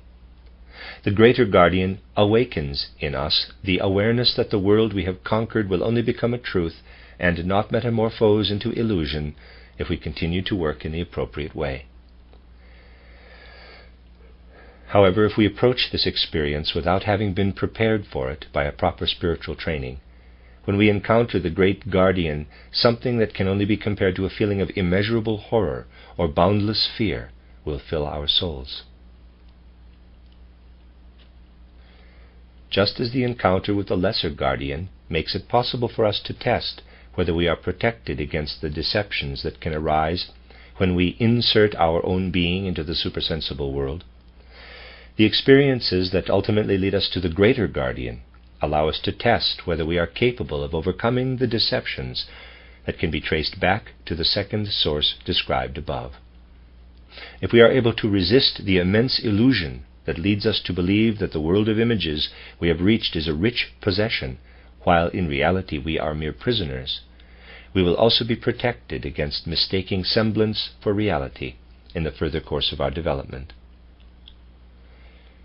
To a certain extent, the guardian of the threshold will assume an individually different form for each human being. The encounter with the guardian corresponds to the experience that overcomes the personal character of our supersensible observations, and makes it possible for us to enter an area of experience that is free of personal coloring and valid for every human being. Students of the Spirit who have had the experiences described above are then able to distinguish what they themselves are from what is outside of them in their soul's spiritual surroundings. They will then realize that we need to understand the cosmic process described in this book in order to understand human beings themselves and their lives. We understand the physical body only if we recognize how it has been built up through Saturn's Sun, Moon, and Earth phases of evolution. We understand the ether body only if we trace its development through the Sun, Moon, and Earth phases, and so on. However, we also understand what is presently involved in the Earth's evolution if we recognize how all this has unfolded gradually. Spiritual training puts us in a position to recognize that everything in the human being is related to corresponding facts and beings in the world outside of us. It is a fact that every part and organ of the human being is related to all the rest of the world. In this book it has only been possible to present a sketchy outline of the facts. However, we must keep in mind that the physical human body, for example, was present only in seminal form during the Saturn phase of evolution. Later, during the Sun, Moon, and Earth phases, its organs, hearts, lungs, brain, evolved from this seminal endowment. Thus our heart, lungs, and so on are related to the Sun, Moon, and Earth phases of evolution. Something similar is true of the organs of the ether body, sentient soul, and so on. Human beings took shape out of the entire world, immediately surrounding them, and every detail of our human makeup corresponds to a process or being in the outer world. At the appropriate level of inner development, students of the Spirit begin to recognize this relationship between their own individual beings and the greater world. This level of cognition can be described as becoming aware of the correspondence between the microcosm or smaller world, that is the human being, and the macrocosm or greater world. Having broken through to this stage of knowledge, students of the Spirit can then begin to have a new experience. In spite of being aware of themselves in their full independence, they begin to feel as if they have grown together with the entire structure of the cosmos. They have a feeling of merging with the entire cosmos and becoming one with it, yet without losing their essential nature. We can describe this level of development as, quote, becoming one with the macrocosm, unquote. It is important not to think of this as a cessation of an individual consciousness, as if the essence of a human individual were flowing out into the universe. To think of it in this way would only reflect the opinion of an untrained faculty of judgment. In the sense of the initiation process described here, the individual stages of higher cognition can be listed as follows. Number 1, studying spiritual science by initially making use of the power of judgment which we have acquired in the physical world of the senses. 2, acquiring imaginative cognition. 3, reading the hidden script. This corresponds to inspiration. 4, living one's life into the spiritual surroundings. This corresponds to intuition. 5, recognizing the relationship between the microcosm and the macrocosm. 6, becoming one with the macrocosm. 7, experiencing all of these previous experiences as a totality, as a fundamental mood of soul. We do not necessarily need to think of these stages as happening one after the other. On the contrary, depending on the individual student, training may proceed so that one level has been only partially completed before the student begins with exercises that correspond to the next level. For example, it may be very good for a certain student to do exercises leading to personal experiences in inspiration, intuition, or recognizing the connection between microcosm and macrocosm, even though he or she has only acquired a few imaginations with any degree of certainty. Once students of the Spirit have experienced intuition, in addition to being able to recognize the images of the world of soul and spirit and read their interrelationships in the hidden script, they will also acquire direct knowledge of the actual beings who work together to bring about the world to which we human beings belong. Through this, they also get to know themselves in the forms they possess as spiritual beings in the world of soul and spirit. They have worked hard to be able to perceive the higher I, and have realized how they need to continue working in order to control the double, the guardian of the threshold. But they have also encountered the greater guardian, who constantly urges them on to greater effort. This greater guardian becomes the example they want to emulate. And once this has happened, it becomes possible for them to recognize who it is standing in front of them in the form of the greater guardian. In the student's perception, the greater guardian is now transformed into the figure of the Christ. The essence of this being and his intervention in Earth's evolution has been made clear in earlier chapters of this book. In this way, students of the Spirit are initiated into that same exalted mystery that is linked with the name of Christ. The Christ discloses himself to them as the great example for human beings on earth. To those who have recognized the Christ in the spiritual world as a result of their initiation, historical events on earth in the fourth post-Atlantean evolutionary period, the Greco-Latin age, also become comprehensible. For students of the Spirit, the intervention of the exalted Son being, the Christ being, in Earth's evolution at that time, and his ongoing work within this evolution, become a matter of direct experience and personal knowledge. Through intuition, therefore, the purpose and significance of Earth's evolution are revealed to students of the Spirit. The path that is described here as leading to knowledge of the supersensible worlds is one that every human being can follow, regardless of his or her present situation in life. In talking about such a path, we must keep in mind that although the goal of knowledge and truth is the same in all ages of Earth's evolution, the starting points have been different at different times. People wanting to set out on the path to the spiritual world at present cannot start from the same point as ancient Egyptian candidates for initiation, for example. That's why present-day individuals cannot simply take up the exercises assigned to students of the Spirit in ancient Egypt. Since that time, human souls have progressed through various incarnations, and this process is not without meaning and significance. The abilities and characteristics of human souls change from incarnation to incarnation. Even if we observe human history only superficially, we can see that all of life's circumstances were different after the 12th or 13th century than they were before. Opinions, feelings, and even human abilities changed. The path to higher cognition that is described here is one that is suitable for souls incarnating in the immediate present. It takes its point of departure for spiritual development from where people stand at present, whatever the circumstances of their individual lives may be.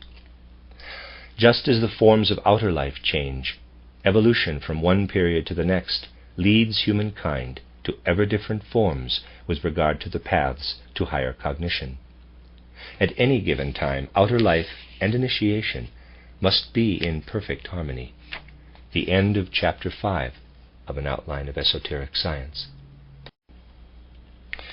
This is Chapter 6 of An Outline of Esoteric Science by Rudolf Штайнер. The chapter is entitled Cosmic and Human Evolution, Now and in the Future. Unless we understand past evolution, it is impossible to know anything about the present and future states of human and cosmic evolution in the sense of spiritual science, because everything spiritual researchers are able to know about the present and the future is simultaneously present in what presents itself to their perception as they observe the hidden facts of the past. This book has dealt with the Saturn, Sun, Moon, and Earth phases of evolution. Without observing the facts of previous evolutionary phases, we cannot understand the Earth phase of evolution in the sense of spiritual science, because in a certain respect the realities of the Moon, Sun, and Saturn phases are present in what confronts us now in the earthly world. The beings and things that were involved in the Moon phase continued to evolve, and everything that belongs to our present Earth came from them. However, not everything that came from the Moon and has now become the Earth is perceptible to consciousness in the physical world of the senses. Part of what passed from the Moon to the Earth in the course of evolution only becomes evident at a certain level of supersensible consciousness. Having reached this level of cognition, we can perceive that our earthly world is connected to a supersensible world, which contains the part of moon existence that did not condense enough to be physically perceived by our senses. The supersensible world contains this aspect of the moon as it is at present, not as it was during the ancient moon phase of evolution. However, it is possible for supersensible consciousness to get a picture of conditions at that time. When this supersensible consciousness concentrates on the perception that is possible at present, it becomes evident that this perception is gradually separating into two images, all by itself. One image represents the form the Earth had during its moon phase of evolution. But as the other image presents itself, we can recognize that it contains a form that is still in a seminal stage. Only in the future will it become a reality in the way that the Earth is a reality now. On further observation, it becomes apparent that in a certain sense, the results of what happens on Earth are constantly flowing into this future form, which therefore represents what our Earth is meant to become. The effects of earthly existence will unite with what happens in this other world, giving rise to the new cosmic being into which the Earth will eventually be transformed, just as the moon was transformed into the Earth. We can call this future form the Jupiter stage. If this Jupiter stage is observed by means of supersensible perception, it becomes evident that in the future certain processes will have to take place because certain beings and things are present in the supersensible part of the earthly world that came from the moon. These beings and things will assume certain forms after various events have taken place within the physical sense-perceptible earth realm. This means that the Jupiter stage will contain something that has already been predetermined by the moon phase of evolution, and it will also contain something new that is entering evolution as a whole only because of processes taking place on the Earth. This is why it is possible for supersensible consciousness to experience something of what will happen during the Jupiter stage. The beings and facts that can be perceived within this field of consciousness do not have the character of sensory images. They do not even appear as delicate, airy structures that might give rise to effects reminiscent of sense impressions. The impressions we receive from them are purely spiritual impressions of sound, light, and warmth that are not expressed through material embodiments of any sort. They can only be grasped by means of supersensible consciousness. It is possible to say that such beings have, quote-unquote, bodies, but these bodies become apparent within the soul element, their present essential nature, like a sum of condensed memories that these beings carry in their soul nature. Within such beings, we can distinguish between what they are now experiencing and what they have already experienced and now remember. The latter is contained in them like a bodily element, which is experienced in the same way that earthly human beings experience their bodies. At a higher stage of supersensible cognition than that just described as necessary for perceiving the moon and Jupiter, it is possible to perceive supersensible things and beings that are further evolved forms of what was already present during the sun stage. At present, these figures have achieved such high levels of existence that they are not perceptible at all to consciousness that has only reached the level of being able to perceive moon forms. This world's image also splits into two when we contemplate it inwardly. One image leads to knowledge of the past sun stage, while the other presents a future form of the Earth. The Earth will assume this form when the effects of the Earth and Jupiter processes have flowed into the forms of this world. Spiritual science calls this the Venus stage. Similarly, a future stage of evolution that can be called the Vulcan stage, which has the same relationship to the Saturn stage as Venus to the Sun and Jupiter to the Moon, becomes evident to a still more highly developed supersensible consciousness. Therefore, in considering the past, present, and future of the Earth, we can speak of the Saturn, Sun, Moon, Earth, Jupiter, Venus, and Vulcan phases of evolution. Several chapters in this book have described how the human world and human beings themselves move through the stages that have been given the names Saturn, Sun, Moon, Earth, Jupiter, Venus, and Vulcan. The relationship of human evolution to certain celestial bodies, which coexist with the Earth and have been given the names Saturn, Jupiter, and Mars, and so on, was also indicated. Of course, these heavenly bodies are also undergoing evolutions of their own. At the present time, they have reached the stage where their physical aspects present themselves to our perception as the entities that physical astronomy knows as Saturn, Jupiter, Mars, and so on. In the sense of spiritual science, present-day Saturn is a reincarnation of ancient Saturn, so to speak, and came about because of the presence of certain beings prior to the Sun's separation from the Earth. These particular beings were unable to participate in this separation because they had incorporated so many characteristics suited to Saturn existence that they were out of place on a cosmic body that concentrated primarily on developing Sun characteristics. Present-day Jupiter, however, came about because of the presence of beings with characteristics that will only be able to develop during the future Jupiter stage of general evolution. A dwelling place was made where they could foreshadow this future evolution. Mars is a celestial body inhabited by beings who went through the moon phase of evolution in such a way that they no longer had anything to gain from staying on Earth.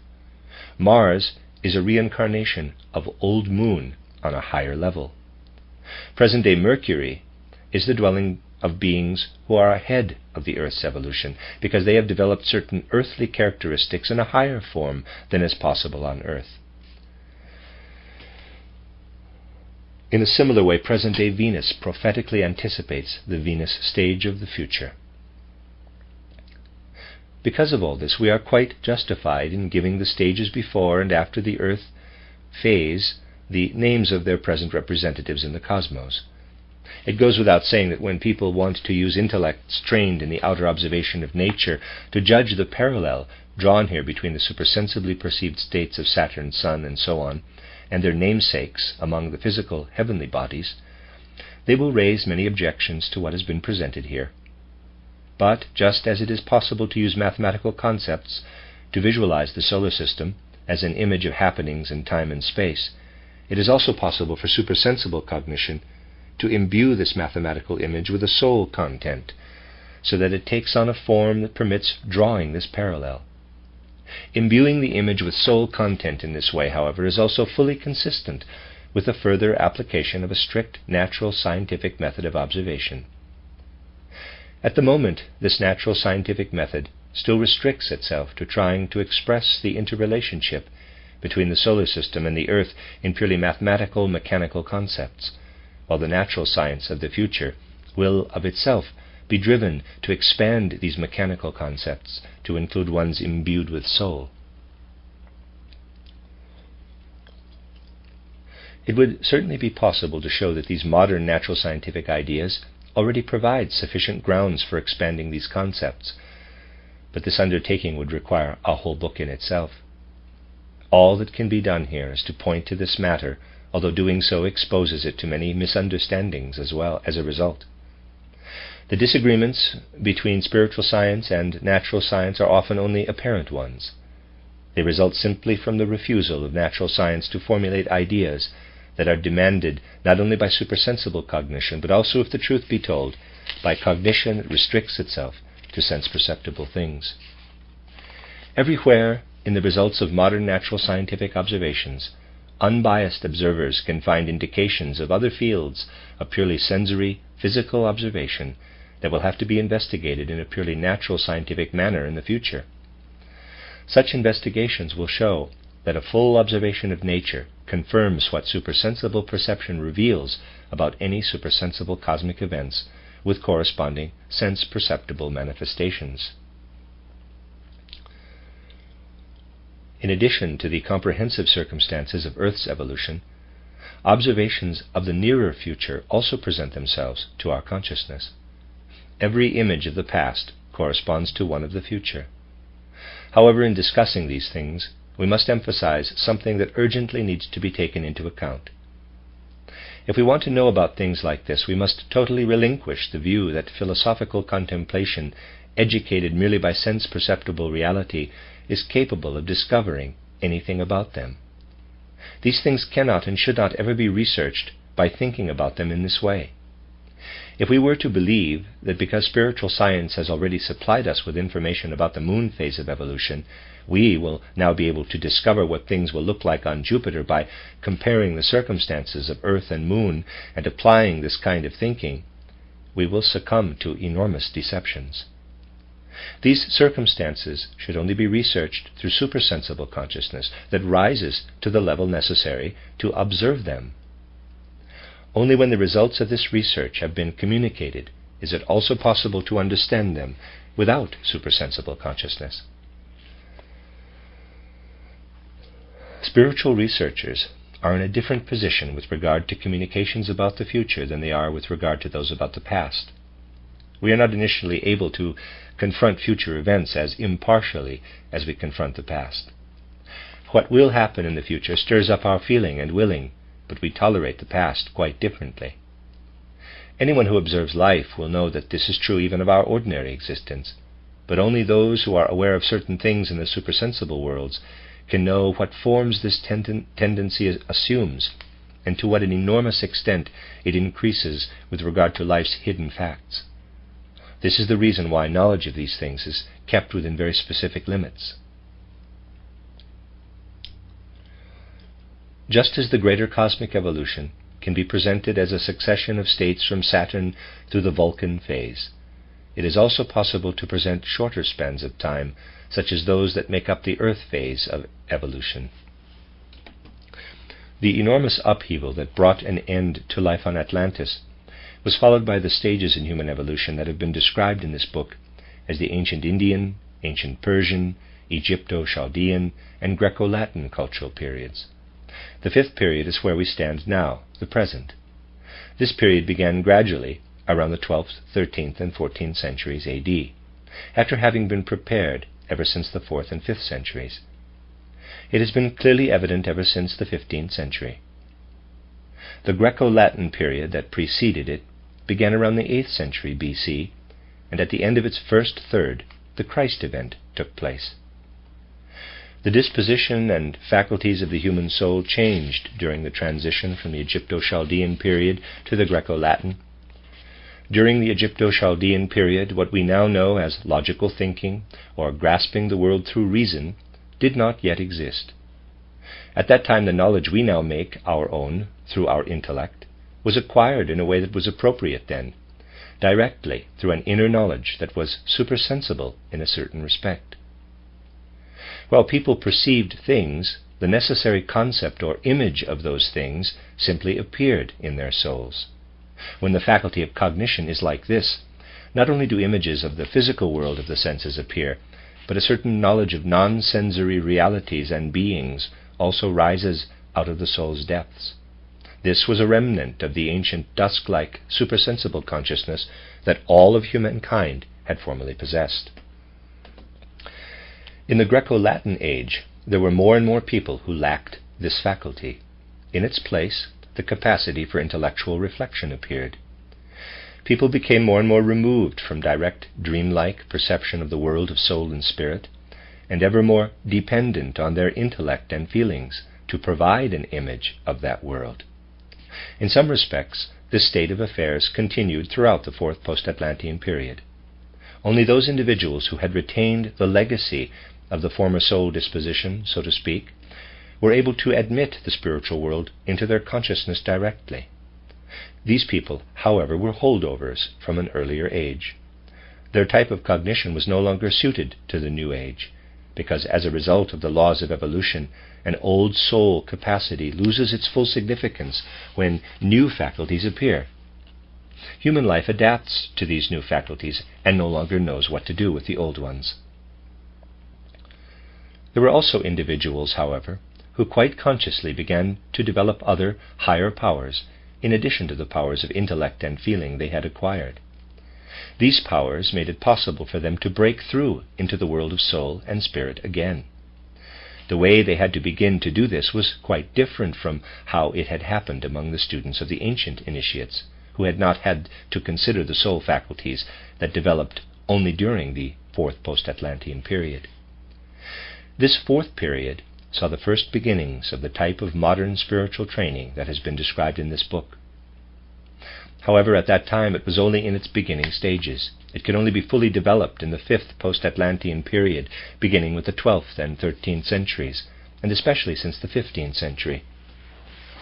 People who attempted to ascend into supersensible worlds in this way were able to experience something about higher realms of existence through their own imagination, inspiration, and intuition. To those who were content with the faculties of intellect and feeling that had developed, what ancient clairvoyance had known was accessible only through oral or written traditions that were passed down from generation to generation. For people born after the Christ event, who did not make their way up into supersensible worlds, such traditions were also their only means of knowing anything about the essential nature of this event. However, there were certain initiates who still possessed the old natural ability to perceive the supersensible world, and whose development allowed them to enter a higher world, in spite of the fact that they disregarded humankind's new intellectual and emotional powers. They created a transition from the old form of initiation to the new one. People like this were also present in subsequent periods. However, the essential characteristic of the fourth post-Atlantean period was that human powers of intellect and feeling were strengthened by being cut off from direct interaction with the world of soul and spirit. The souls who incarnated then and greatly developed these powers then carried the results of their development over into their incarnation during the fifth period. As compensation for having been cut off from the spiritual world, the mighty traditions of ancient wisdom were available, especially those having to do with the Christ event. Through the very power of their content, these traditions provided human souls with a confident knowledge of the higher world. There were also always human souls, however, who developed their powers of higher cognition in addition to their faculties of intellect and feeling. It was incumbent upon them to experience the realities of the higher world, and especially the mystery of the Christ event, by means of direct supersensible knowledge. They always allowed as much of this to flow into other human souls as was comprehensible to them and good for them. In harmony with the purpose of Earth's evolution, the first expansion of Christianity was meant to take place at a time when most of humankind had not developed faculties of supersensible cognition. This is why the force of tradition was so powerful at that time. An extremely powerful force was needed to make people confident in the supersensible world if they themselves were not able to behold this world.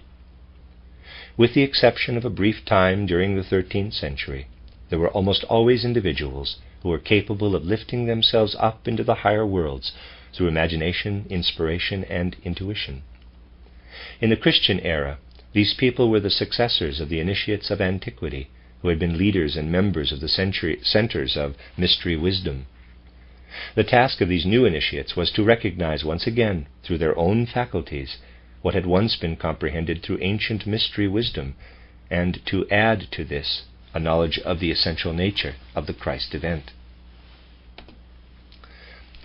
Thus the knowledge arising among the new initiates encompassed all the subject matter of ancient initiation, but from its center radiated the higher knowledge of the mysteries of the Christ event.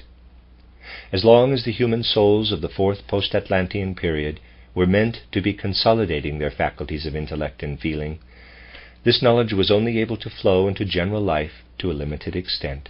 So, during that time, it was really quite hidden. Then the new age of the fifth cultural period dawned. Its main feature was the further development of intellectual abilities, which blossomed exuberantly then and will continue to unfold in the present and future. A gradual build-up to this period began in the 12th and 13th centuries, and its progress accelerated from the 16th century onward into the present.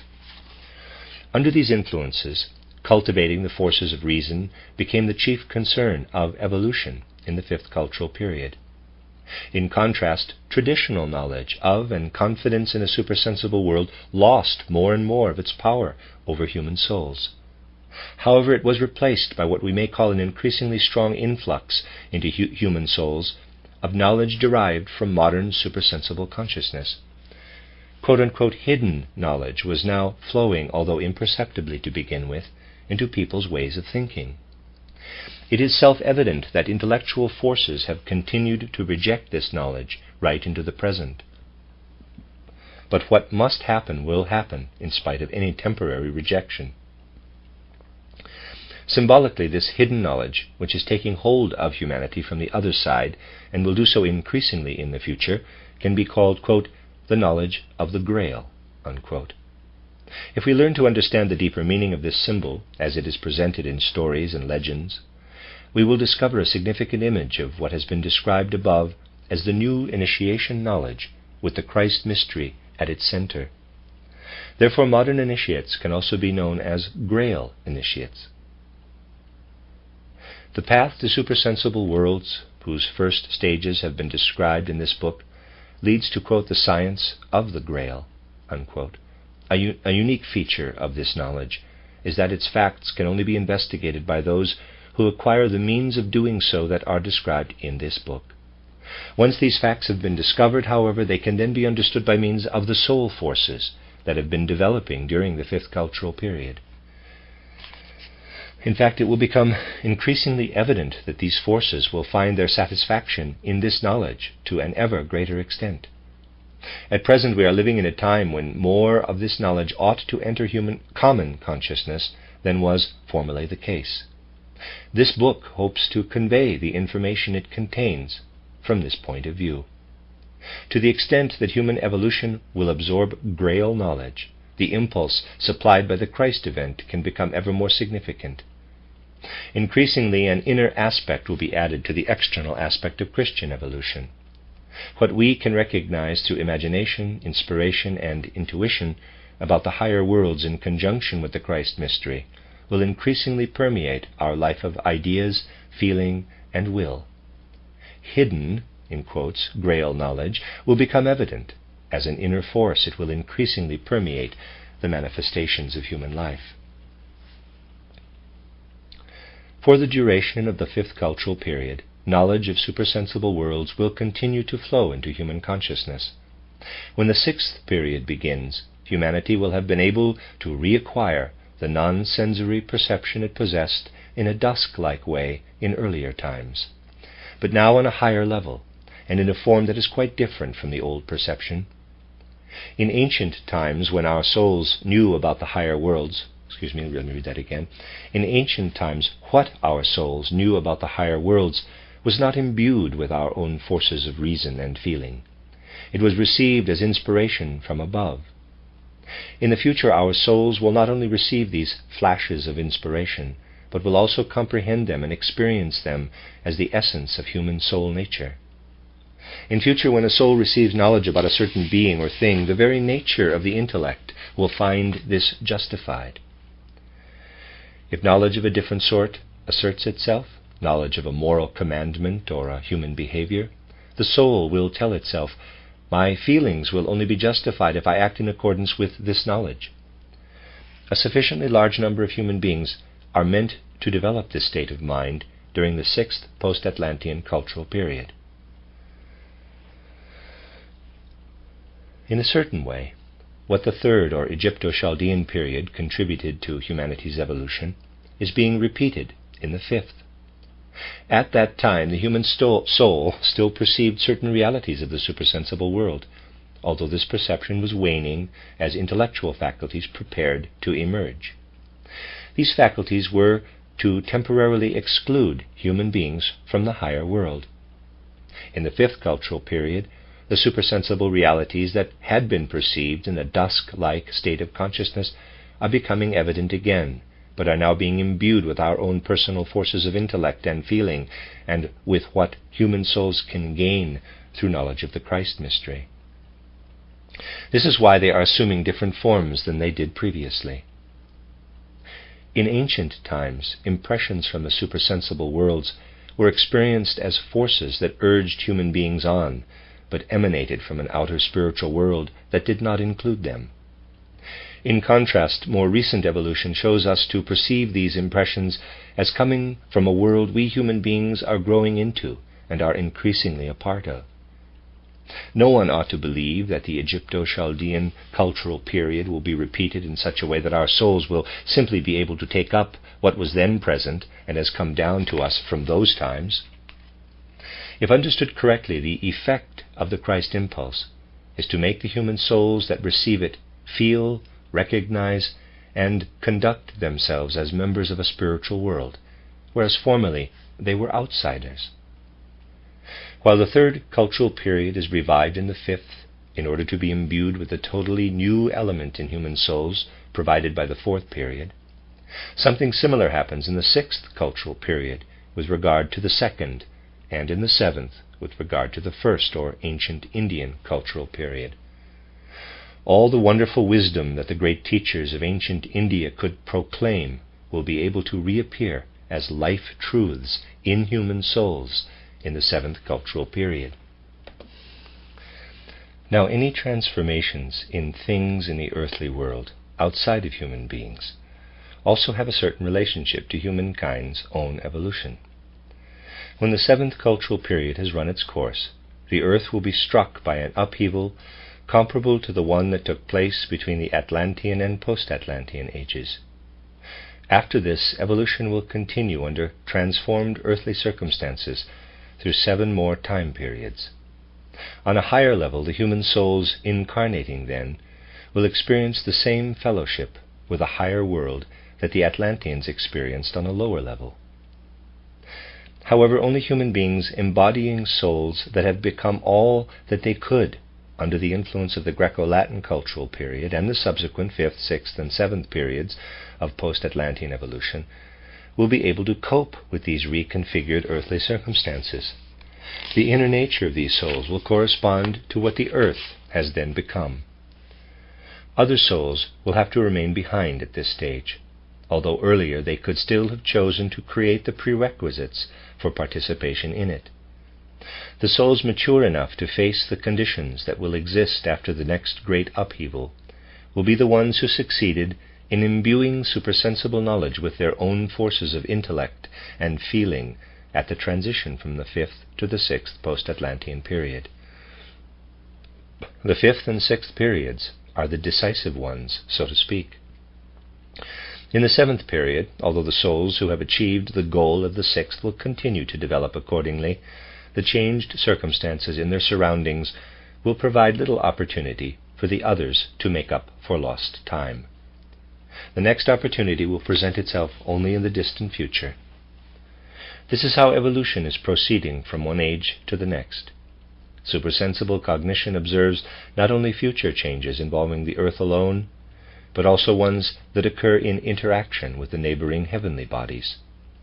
There will come a time when both the earth and humanity have made such progress in evolution that the forces and beings that had to separate from the earth during Lemurian times to enable earthly beings to continue to progress will be able to reunite with the earth.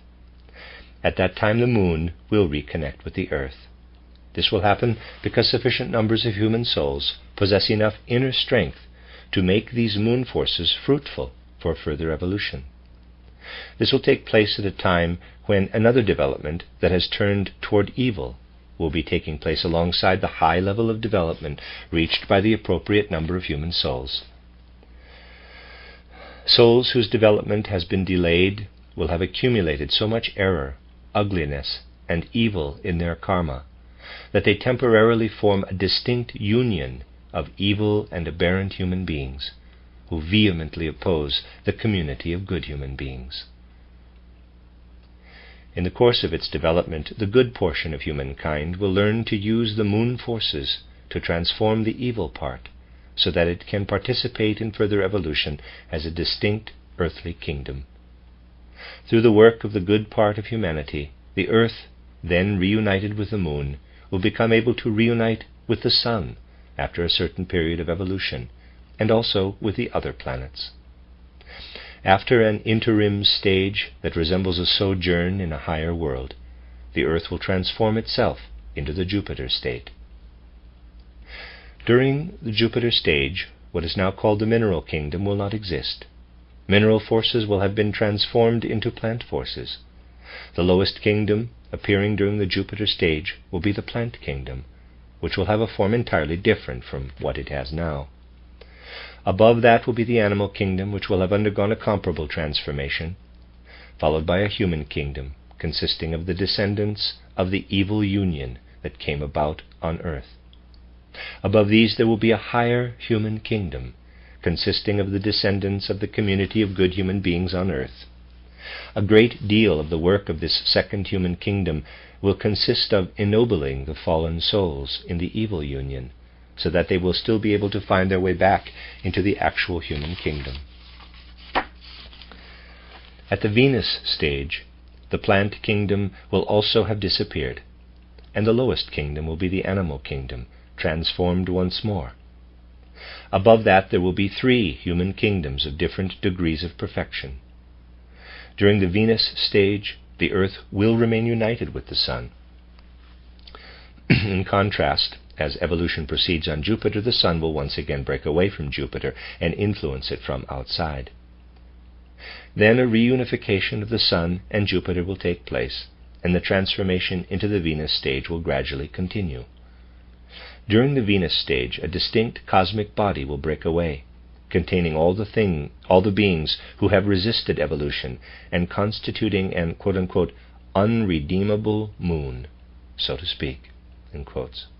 It will move toward an evolution that is so different in character from anything we can experience on earth that there are no words that can possibly express it. The part of humanity that has continued to evolve, however, will move on to the Vulcan phase of evolution in a fully spiritualized form of existence. Describing this state falls outside the scope of this book. We see that the highest imaginable ideal of human evolution results from Grail knowledge, that is, the spiritualization that we achieve through our own work. Ultimately, this spiritualization will appear as the result of the harmony that human beings were able to bring about in the 5th and 6th cultural periods between their forces of intellect and feeling and their knowledge of supersensible worlds. What they produced there in their inmost souls will ultimately become the outer world. The human spirit raises itself up to the mighty impressions of its outer world, first divining and later recognizing the spiritual beings behind these impressions, while the human heart senses the infinite loftiness of this spiritual element.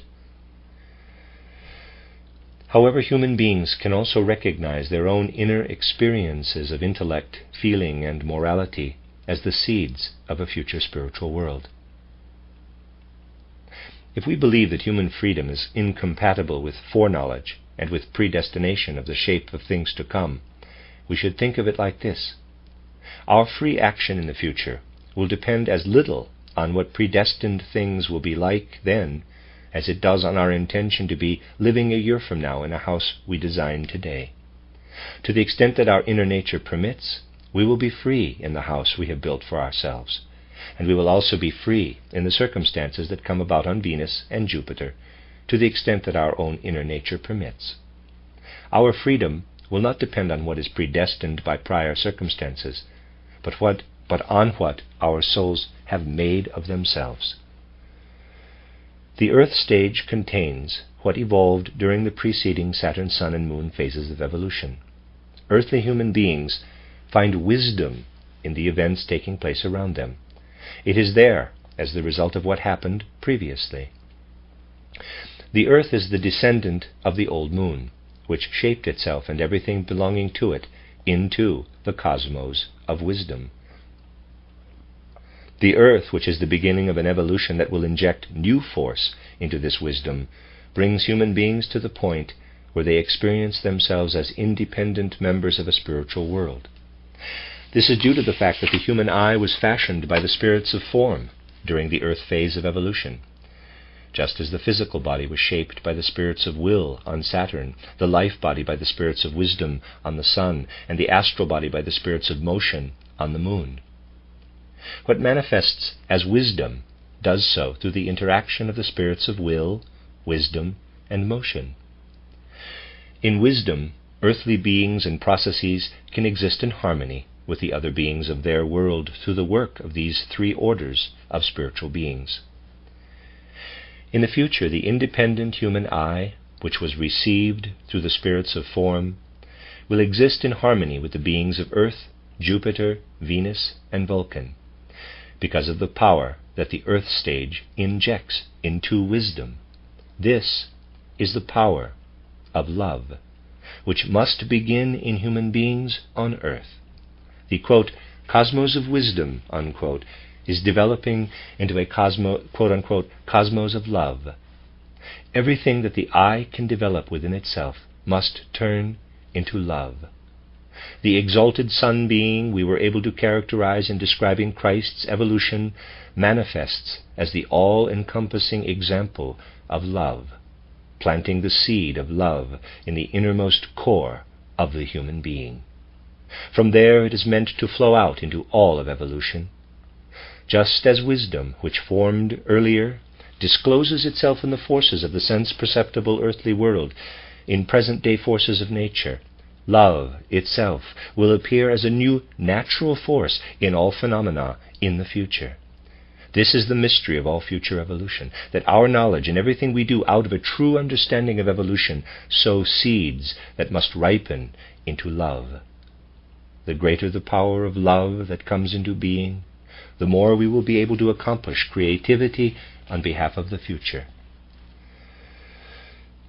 The strongest forces working toward the end result of spiritualization lie in what will come from love. The more spiritual knowledge flows into the evolution of humanity and the earth, the greater the number of viable seeds will there be for the future. Through its very nature, spiritual knowledge transforms itself into love. The whole process that has been described, beginning with the Greco-Latin cultural period and extending throughout the present time, shows how this transformation is to proceed. It also shows us the purpose of this future evolution that is now in its beginning stages. The wisdom for which the groundwork was laid on Saturn, Sun, and Moon works in the human physical, etheric, and astral bodies, presenting itself as cosmic wisdom. In the I, however, it becomes inner wisdom. Beginning with the earth phase of evolution, the wisdom of the outer cosmos becomes inner wisdom in the human being. Internalized in this way, it becomes the seed of love. Wisdom is the prerequisite for love.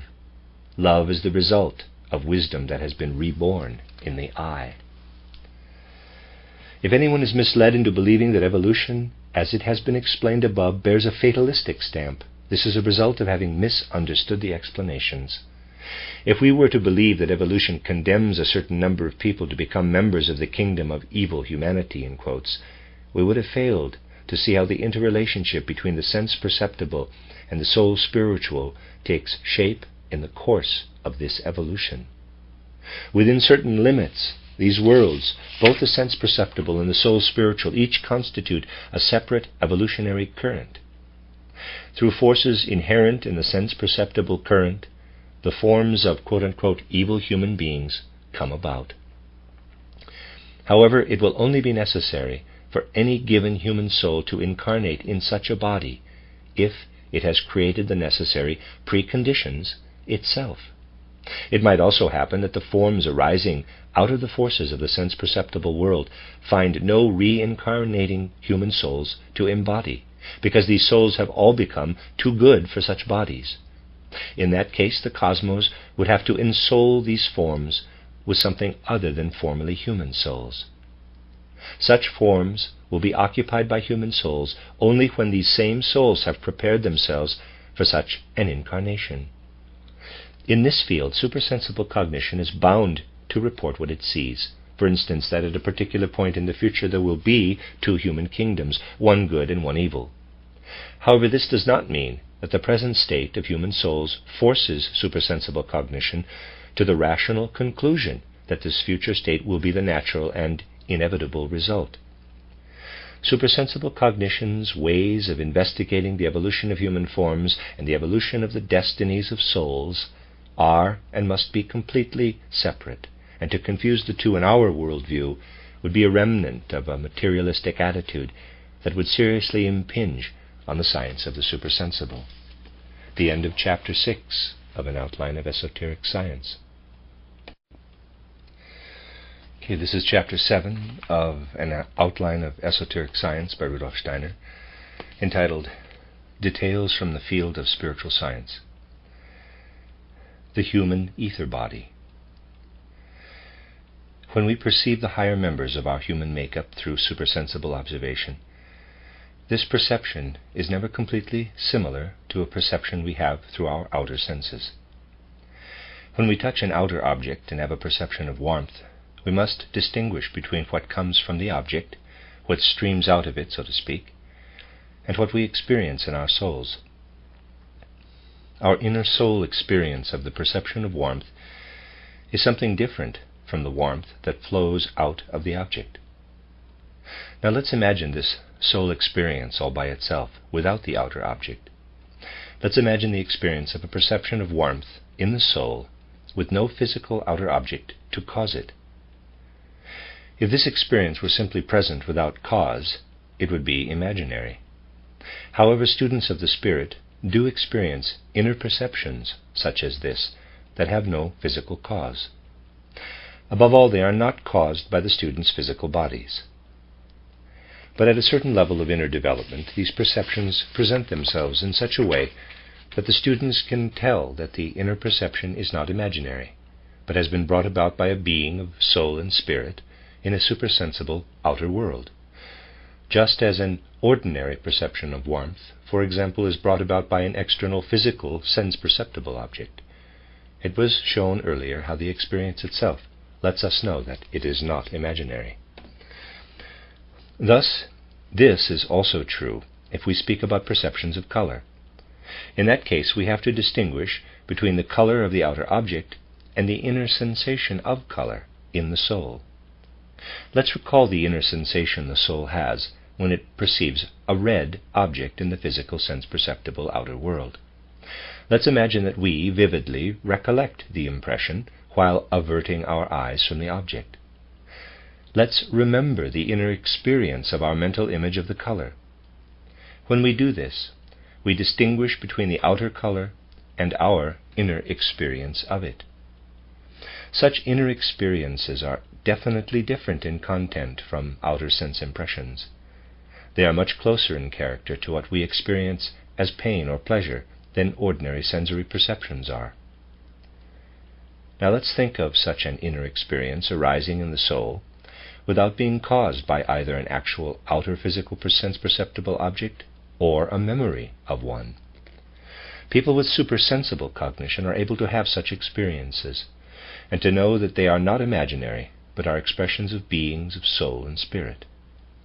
If a soul-spiritual being calls forth the same impression as a red object in the physical sense-perceptible world, it can be called red.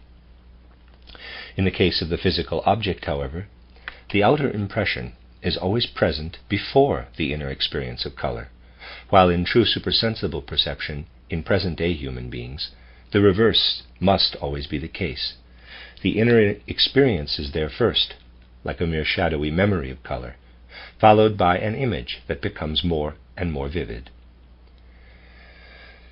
This is how this process must take place, and the less attention we pay to this fact, the less we are able to distinguish between real spiritual perception and imaginary deceptions, illusions, hallucinations, and so on.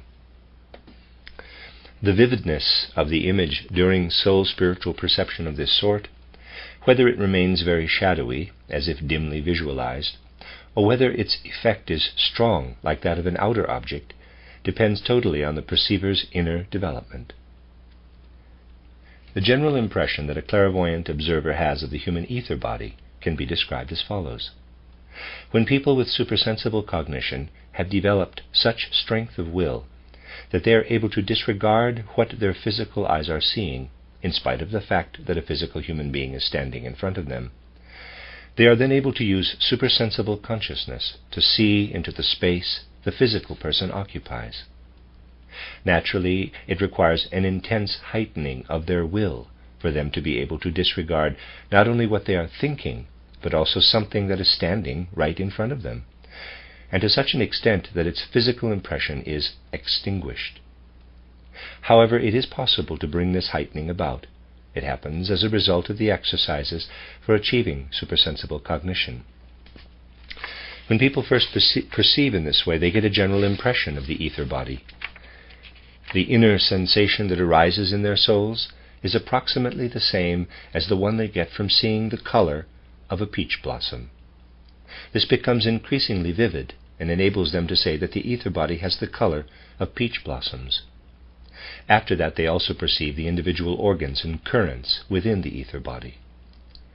However, the ether body could be described further by presenting soul experiences that correspond to sensations of warmth, sound, and so on, because the ether body is more than just a color phenomenon.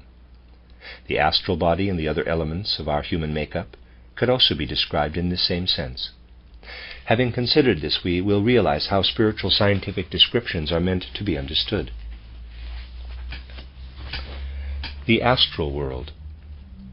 As long as we are only observing the physical world, the earth as our dwelling place appears like a separate cosmic body. However, if supersensible cognition rises to the level of other worlds, this separation ceases. This is why it was possible to state that imagination simultaneously perceives both the earth and the moon stage as it has continued to develop into the present time. In addition to the earth's supersensible aspect, other cosmic bodies that are physically separate from the earth are embedded in the world that we enter in this way. Those who perceive supersensible worlds do not observe only the earth's supersensible aspect, but to begin with, they also perceive the supersensible aspect of other cosmic bodies. Parenthesis, people who are tempted to ask why clairvoyants don't tell us what things look like on Mars and so on should keep in mind that clairvoyants are primarily concerned with observing the supersensible aspects of cosmic bodies, while they themselves, in asking this question, have physical sense-perceptible conditions in mind. Parenthesis. That's why this book has been able to present certain relationships between the Earth phase of evolution and the simultaneous evolution of Saturn, Jupiter, Mars, and so on. When the human astral body is carried off into sleep, it belongs not only to earthly conditions, but also to worlds in which still other cosmic domains, parenthesis, the worlds of the stars, parenthesis, take part. Indeed, these worlds work into the human astral body even during the waking state, which is why the name astral body seems justified. Footnote, from the Greek astron and the Latin astrum, meaning star. End footnote. Human life after death. This book has described the time after the death of the human being when the astral body still remains united with the ether body. During this time, a memory of the entire life that has just ended is present but gradually fades. See Chapter 3.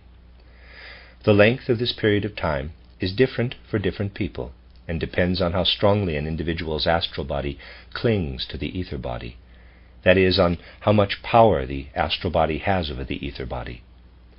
Supersensible cognition can get an impression of this by observing individuals whose state of body and soul dictates that they actually ought to be asleep, but who are keeping themselves awake through sheer inner effort. It becomes evident that the length of time individuals can keep themselves awake without being overcome by sleep varies from person to person. After death, our recollection of our past life, that is, the time of the astral body's connection to the ether body, lasts approximately as long as we would formerly have been able to remain awake in a case of extreme need. When the ether body is released from a human being who has died, something that can be described as an extract or essence of it still persists throughout this individual's later evolution. This extract contains the fruits of the life that has just ended and is the vehicle of everything that unfolds like a seed for the next life during the human being's spiritual development between death and a new birth. See Chapter 3. The length of time that elapses between death and a new birth, see Chapter 3, is determined by the fact that an eye usually returns to the physical sense-perceptible world only after enough change has taken place there for it to be able to experience something new. While the eye is in the domains of the spirit, its earthly dwelling is changing. In a certain respect, this change is linked to all the great changes going on in the cosmos, such as changes in the Earth's relationship to the sun. However, these are all changes in which certain repetitions appear in connection with new conditions. For example, they are expressed outwardly in the fact that the point on the celestial sphere where the sun rises at the beginning of spring makes a complete circle in the course of approximately 26,000 years.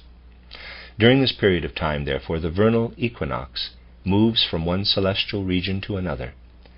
In the course of 1/12 of this 26,000-year period, or approximately 2,100 years, circumstances on earth have changed enough so that human souls will be able to experience something that is different from their preceding incarnations.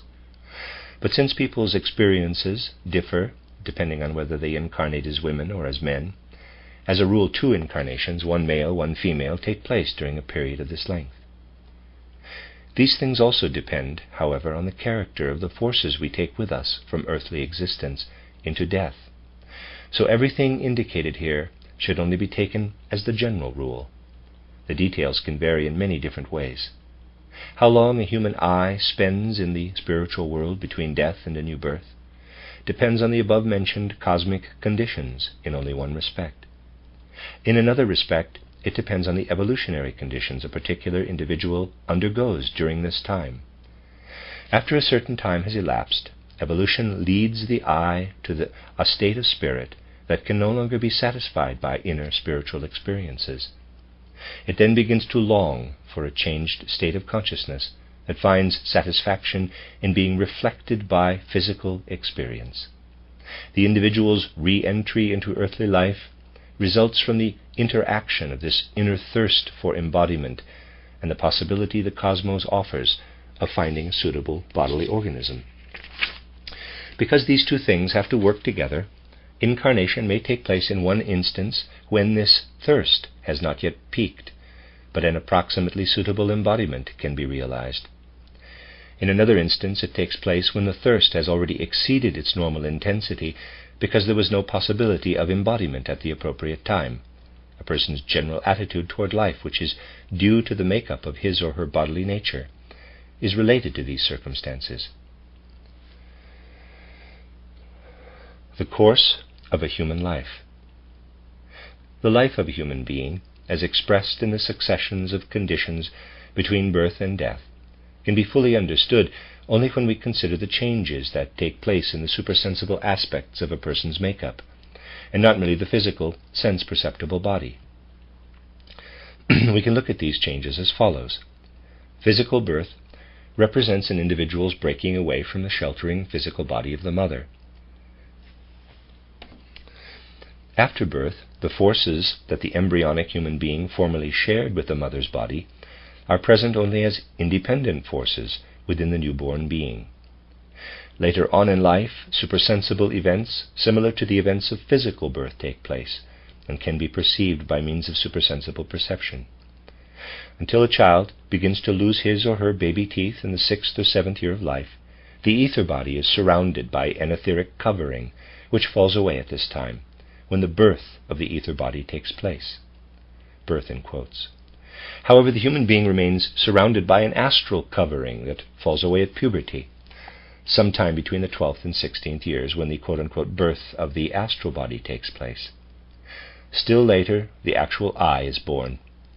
Parenthesis, these supersensible facts yield some fruitful viewpoints on education, which are presented in my booklet, The Education of the Child from the Viewpoint of Spiritual Science. This booklet also provides further explanations of things that can be mentioned only briefly here.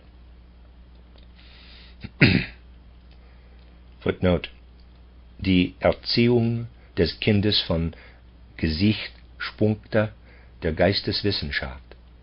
Gesichtspunkte Punkte, I think, sorry. First appeared as an article in Lucifer Gnosis, number 33, 1907, the magazine founded and edited by Rudolf Штайнер in GA 34, contained in The Education of the Child, and Early Lectures on Education at the Pacific Press, Hudson, New York, 1996, end footnote. After the birth of the I, we find our way into the circumstances of life and the world around us, and we become active within them in accordance with the aspects of our makeup that work through the I, the sentient soul, the mind soul, and the consciousness soul. After that comes a time when the ether body reverses its development, and it undergoes the reverse of its developmental processes from the 7th year onward. Previously, the astral body's development had initially consisted in developing the potentials latent in it at birth. Later, after the birth of the I, it enriched itself through experiences of the outer world. After a certain point, however, it begins to nourish itself spiritually by feeding off its own ether body. It gnaws on the ether body. As life continues, the ether body also begins to feed off the physical body. The decline of the physical body in old age is related to this. Thus, the course of a human life can be divided into 3 parts. One period when the physical and ether bodies are unfolding, a second when the astral body and the I are developing, and a third when the ether and physical bodies are reversing their development. However, the astral body is involved in all the processes that take place between birth and death, because spiritually it is actually born sometime between the 12th and 16th years of life, and because it has to feed off the forces of the ether and physical bodies during the last period of life, what it is able to accomplish through its own forces develops more slowly than it would if it were not taking place within the physical and etheric bodies. As a result, after the physical and etheric bodies are cast off at death, the development during the purification period takes only about 1/3 as long as life between birth and death. Compare Chapter 3. The higher domains of the spiritual world. Through imagination, inspiration, and intuition, supersensible cognition gradually ascends into the domains of the spiritual world, where it has access to the beings involved in human and cosmic evolution. This also enables it to trace the process of human development between death and a new birth in a way that makes this process understandable. However, there are still higher domains of existence that can be mentioned only briefly here. When supersensible cognition has raised itself to the level of intuition, it lives in a world of spiritual beings who are also undergoing evolutions of their own. The concerns of present-day humanity reach right into the world of intuition, so to speak. In fact, we also experience the effects of still higher worlds in the course of our development between death and a new birth. But we do not experience them directly. The beings of the spiritual world bring them to us. So, by observing these beings, we can discover everything that happens to the human being. However, what actually concerns these beings, what they themselves need in order to guide human evolution, can only be observed by means of a mode of cognition that transcends intuition. This points to worlds whose lowest spiritual concerns can be viewed as including Earth's highest spiritual concerns. For example, rational conclusions are among the highest concerns within the earthly domain, while the effects of the mineral kingdom are among the lowest. In these higher realms, rational conclusions are the approximate equivalent of mineral effects on Earth. Beyond the domain of intuition lies the domain where the cosmic plan is fashioned out of spiritual causes. The aspects of our human makeup. When it was said in Chapter 2 that the I works on the lower aspects of our makeup, the physical body, the ether body, and the astral body, and transforms them in reverse order into the spirit self, the life spirit, and the spirit body, this refers to how the I works on the nature of the human individual through the highest human faculties, which have only begun to evolve during the various stages of the earth phase of evolution. However, this transformation is preceded by one that takes place on a lower level, giving rise to the sentient soul, the mind soul, and the consciousness soul. When the sentient soul is forming in the course of a person's inner development, changes are taking place in the astral body. Similarly, the development of the mind soul is expressed in transformations in the ether body, while that of the consciousness soul is expressed in changes in the physical body. Details of these processes were included in this book's description of the earth phase of evolution. In a certain respect, therefore, we can say that even the sentient soul is based on a transformation of the astral body, the mind soul on a transformation of the ether body, and the consciousness soul on a transformation of the physical body. But we can also say that these three soul aspects are parts of the astral body, because the consciousness soul, for example, can exist only because it is an astral entity within a physical body that is adapted to it. It leads an astral life in a physical body that has been modified to become its dwelling place. The dream state. In this book, the dream state has already been described from a certain point of view in Chapter 3, quote, sleep and death, unquote. On the other hand, because the progress of evolution is such that earlier states play into later ones, we should think of the dream state as a remnant of the ancient pictorial consciousness that human beings possessed during both the moon phase of evolution and a large part of the earth phase. During our dreams, a remnant of what was formerly our normal state of consciousness appears in us. On the other hand, this state is also different from ancient pictorial consciousness. Ever since the eye first developed, it has been playing into the processes in the astral body that takes place during sleep while we are dreaming. So, what manifests in our dreams is a pictorial consciousness altered by the presence of the eye. Since the eye is not conscious of acting on the astral body, however, nothing belonging to the domain of dreaming should be considered part of what can truly lead to knowledge of the higher worlds in the sense of spiritual science. The same is true of so-called visions, premonitions, or second sight. These come about when the eye eliminates itself as a factor. As a result, remnants of ancient states of consciousness arise. Such states of consciousness are of no direct use to spiritual science, and what can be observed during them cannot be considered results of spiritual science in any true sense. Acquiring supersensible knowledge.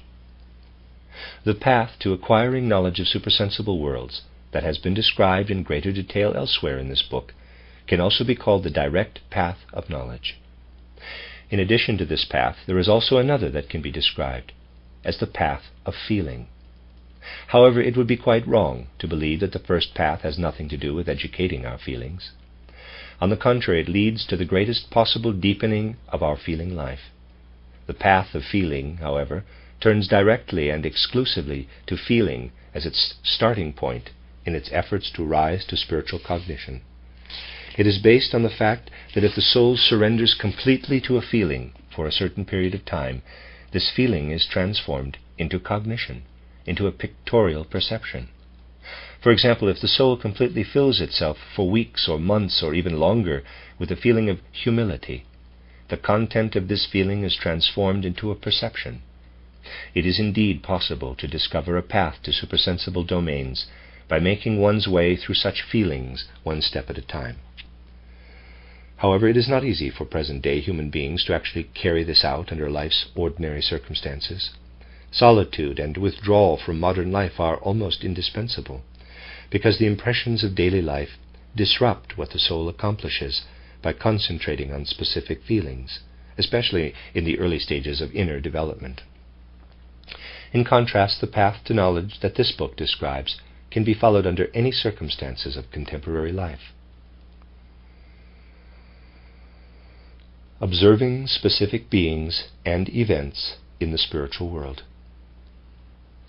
One can ask whether meditation and other methods of acquiring supersensible knowledge permit only a general observation of the human being between death and rebirth and other spiritual processes, or whether they also make it possible to observe very specific processes in beings, for example, a particular person who has died.